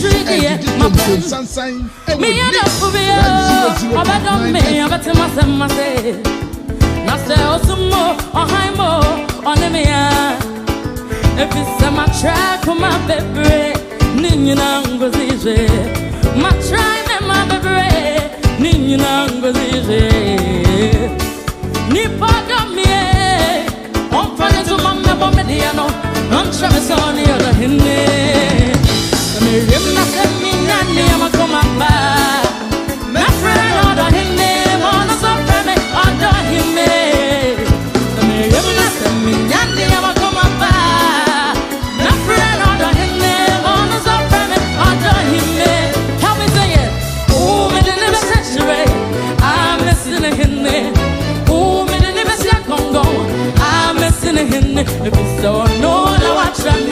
Watch me, come on. He has really captured my heart. Now let me tell you what I'll do. Come on. Mechingana kwa sunina. Nasem mekota mana menshoda. Mekota male. Mekobole na menshoda. Mekobole ga. Mi heoda, mi heoda, mi heoda. Mi ana back to my tema go back from me. Obe masumje. That's what it is, Titi, with that. Need 100.9 Ghana Montie Suno Asiogwe. Comments in the B. I'm saying Success PK says governance is all about making impact in the lives of people. It's clear the impact of NACOB, his NHIS, free SHS, teachers and training allowances, and many more. The NPP government has introduced as a relief to the Ghanaian. Akosomo from Kukrentumi says, Kwasi, please, did I hear former President Mahama talked about state capture and corruption? Wow. What is more state capture than giving 60% of Ghana's bauxite to your brother after you have lost elections miserably? Your brother issued 24 DAT check with which cost 12.4 million Ghana cedis, but for change in government, Ghanaians would have never heard of this one. That's Kusumo from Kukrentumi. Eben from Welder Junction, Kwabenya says, congratulations to Kets Okreku, the newly elected GFA president. I wish him well, and I pray Ghana football gain back its lost glory, especially the league. That's Eben from Kwabenya, Welder Junction. Lovely Akosia from Kaswa says, congratulations to the GFA president-elect Kets Okreku. Ghanaians are looking up to you to send the game of football to a different level. It's interesting. Unel Ampons Amsterdam says the NDC is trying to conscientize the minds of Ghanaians that this Akufo-Addo government is promoting vigilantes and thugs so that if any idiot goes on the rampage in 2020, then the party and government will be blamed. All the new fight NDC politicians are doing is tagging the government with thuggery and corruption, which isn't holding. Unel Ampons. K. Ansa from Asamanka says, Ghanaians, let us challenge Honorable John Jinapo and Dr. Park to publish all the documents and recordings that they say they have, so we Ghanaians could judge for ourselves whether, rather than just telling us that the NPP is plotting, evil for 2020. K. Ansa with that. And to this one here from Bright from Belgium. Bright says, when a white man wants to take your resources from you, they first tell you your economy is growing faster. It's only the people in Ghana who can feel Ghana's economy is good or bad. That is right with that. Rainbow Kaswa says, I just want to use your medium to congratulate Keto Kreku for being elected as the president of GFA. We encourage him to work hard and strengthen Ghana football to be attractive to us all. That's Rainbow Kaswa. Eric Okonu La Paz says Ghana's economy is struggling. Dr. Bamia, are you still monitoring the dollar rate? Seuku Esuboy says Mr. Mahama should please spare our ears with this propaganda. When we talk of state capture, he signed 60% of our bauxite to his brother, even when Mr. Mahama has been voted out of office. Seuku from Esuboy. Tay from Finland says there is a case against the stubborn. Okay, I think you're repeating the same thing, which I've read, so let me leave it there. Osman Salia from Sehui Inkonya says this opposition NDC leaders should stop joking with Ghanaians because we are not bringing them back to power again. Osman Salia.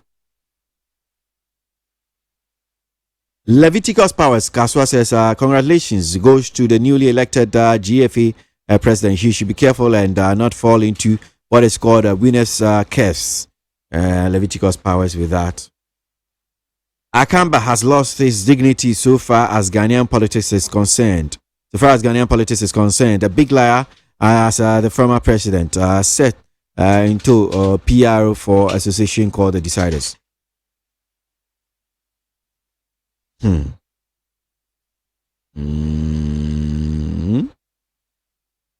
Okay.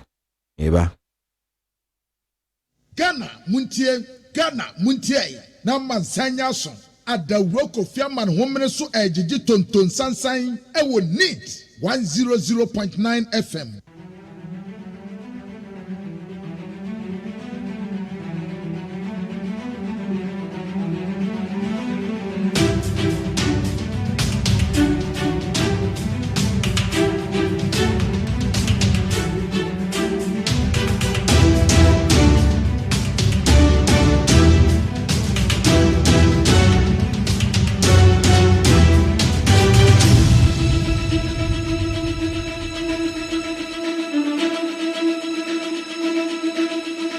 It's been a slow Monday, so let's get on to the lines. Nianjima Jinchano pay 0302243540 and 0302257902. And pay my Jincha.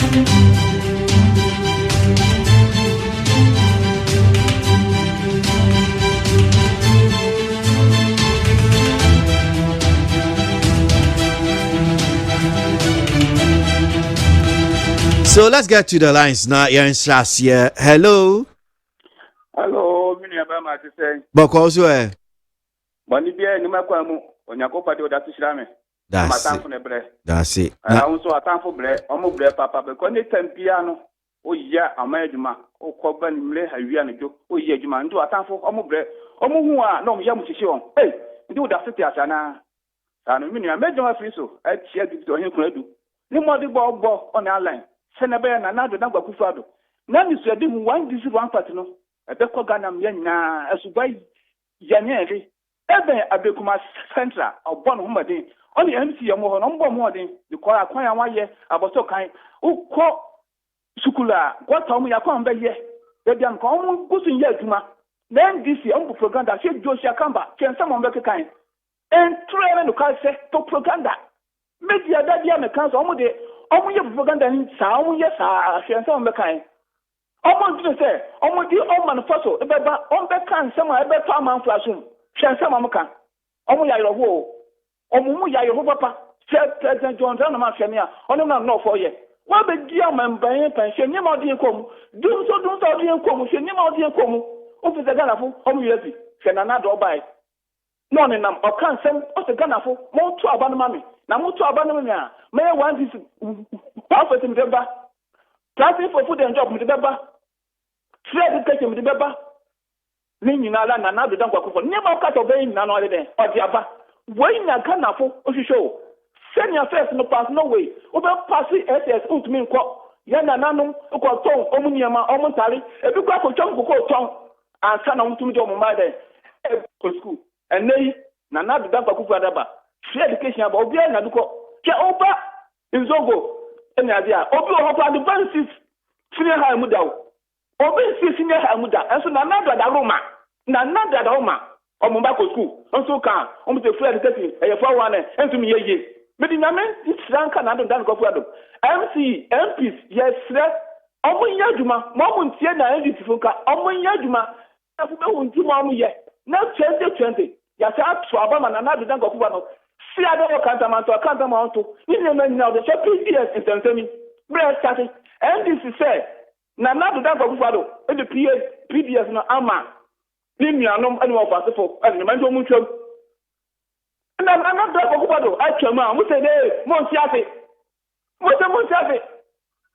o fi say to the man ni nuanom go be twam o say no me dia ma me nuanom kra nyama bi ko e twam NDC fo sorry a mo tu Montie ase. They don't want to say, I want your own to be animal. I say, my God, the best Ghana for say 2020. Now, not the Bakuba. Need you my power, you need to apply because need your power. One is one for to go here. 30% in your number. Yes, just me and 12. Okay, better say my NG a year for do you want to say on so Argentina pay which media so hello.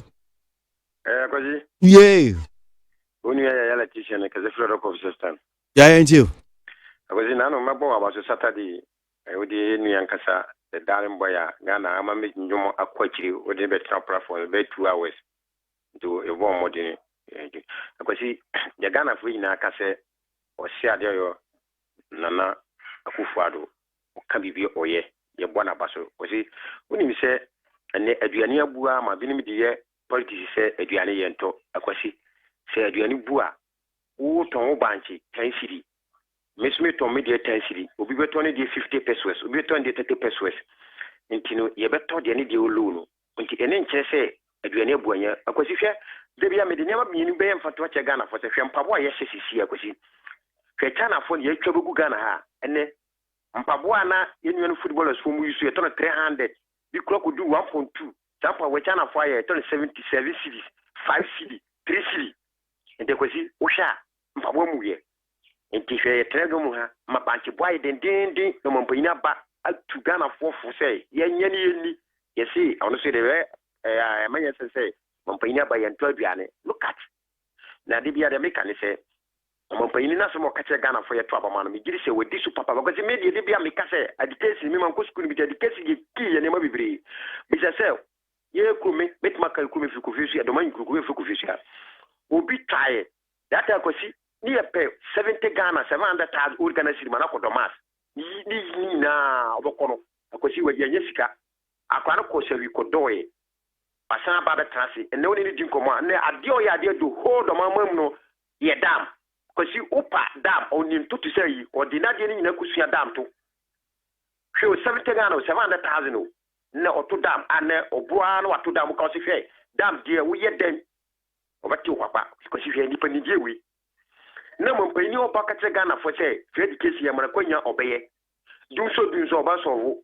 akwasi papa ya ba dia ba ane ka si awela kisi be ya nwa sama ye ka ye se o de mo nyu anu mu amanfo ka papa you listen government o wo so wetom onim se Ghana fo do na mo to ba ni nyina ni se sana wa na ompe wetom akwasi hwe ne man ketikire mo mpani ye ya ka ma o ka se ye di ka se ya you by force oku get tax obu takakra media for man kan ya Ghana for agitum se MY akosi wontwam so ye Ghana ha na ye da sumo na ye se ntwa like be ye tuma ye bedam ye tua ya ndi sitam media de make an say o man pani mama so wo campaign message on beka che Ghana for say for man pani mama say die no buy oba ma youth die no buy oba Ghana for but the mo kan say kumu ai de kwasi bi so me ka se me masi obi tim ka je me say kumu odi mu wi asika di kurum so ndi kurum ma bi sa ne say mesrɛ mo a se skani kumu pese ye nyede obi so me ye draba diskana ma ka che kwasi hwe say wo ye draba wo ka wo na that time no wo twika na no nyeska wo ka wo na ka ba ko ene saka wo na to ka ma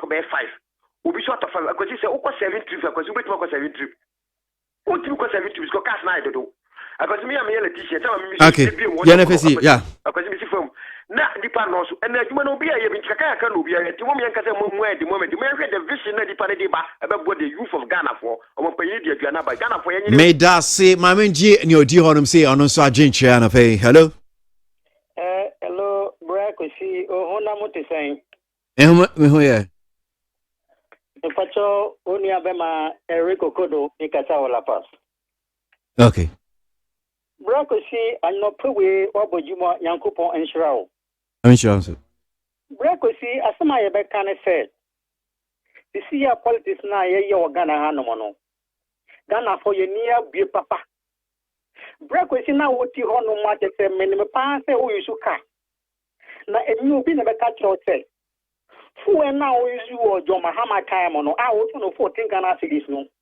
this year ko finish no ko to 85 Ghana cedis no be kinya ka semse amamu na joma ha ma bu ye gaema o ma be na ko fado no de o hin na wo ntire o this year bra Kwasi we kinya ka semse akufo do time na wo ba this year yin na e bia hono ahunchire wo kese pa bra Kwasi mi amiti hey this year no bra Kwasi obi a peto ko ne mo yen ko ye tibium bra Kwasi miti ko we no mu a o mampani ni vice friend ba omia onu ka che so ye economics ake se onu no ni se na che mabo no betia ye no pa che se kana pombre tamna mahama o ka sa for dollar on bra Kwasi o ko fa dollar si ya ayesen 5.3 something mahama kamno edu sao iti ba omia asema na wakatre ba omia kuya na di one peswa kwensi bia di bega na hanu si bra Kwasi kanu kwetene ni Ghana for tie wo ni tie from the sia na tie no pa one person who points no a year to mana. And yet can and go for the buy so gonna have it. Black was in the go and man also the animal. Vice President about Miani or Mabana for the catcher I say. Omupa. Every constituency organ had over 1 million United States of American toilet yes at it was at the I feel Mr. Way no black with Bakufu Empire because you saw a Okakin of Hanumsi. But the also back with a Diaba Hanum and then draw. Umaka said to my 1 district, 1 factory. Black was seeing can look and say Ghana for a deal of condition or La Pasa, you won't be that. What call voter, you won't be that. Into a young son of my tray. On my benefit of bar within the 18 months of better school than 350 schools. Foundation for the book of a piata, that was it. Into when I am cray. Yes, you to mana. On my catcher say, a man of Muko school, I could have the chocolate baku, I go school from primary to secondary school. A big cedar. In that ben on my catcher. Now, say I go to ya, what catcher says, and go for my publicino, obviously, toilet diamond. Purposely, Tanisi being quiet. O ma panyin na akọ de ka say nkofo na mo ni ma no de na ba yo ma ba si edan ma mo edan no ebi nko so ye ndi ye say o ma panyin ahuti na ewo ho no mo make ma na kula chama fo ho tiri o mo ba ko sin di si na phone ko de phone nko because ahuti no the phone nko no ye ko anfa etu ma pa na ma ye hospital na o si for me na abiti fi atakiti o ma panyin we ka se go to so up na o to so you ama fo su o ho no mo ahin fo su o ho no mo side then now what we see in a hospital here. A mouth for next phone I work on a hand of my I didn't maybe police I could see us here. The summer penny. So I'm feeling here. I'm looking at one phone player, Casa telephone, I just say Casa Shoto Unity here, the Grammy teacher. Communication with the culture is all try. You see, I'm a contact and see this empty. I can't answer this spell. So it is sent your mechanic and that and I say it. Yes, sir. As my engineer and your John MC Argentina and Queen. Hello. Minia, Kwasi Aboagye. Yeah. But you are so convinced in Egasan. Didn't you assume? You, Maro Casapidima, my point here, Ghana President 1, Nana Akufo-Addo. And I'm a Dr. Aduma Kukisi. Yes, so too. But we will be so conscious in watching the pay. The chair to me, Akoma, lawyer David Adutu, also on some more duty, on also the chair.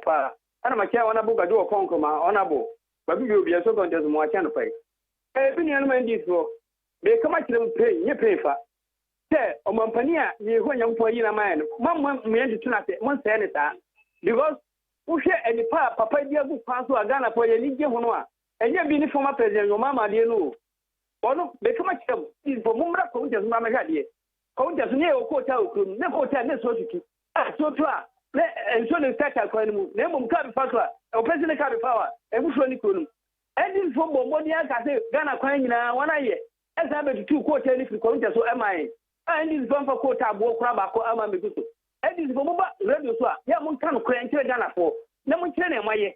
And then Nanaku for the Abua, Magana, Amagana, and Indian Paswasi.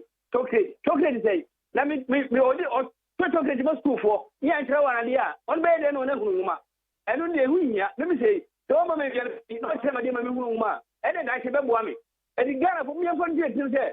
On my Panina Nakufadu, 2020, Ghana and India Moko Toba, when you might be said, Moko Toba, Oba, Unana, Edaki, and go to my home, Tuma Oba, and Unana Daki, and the Daki Babuao.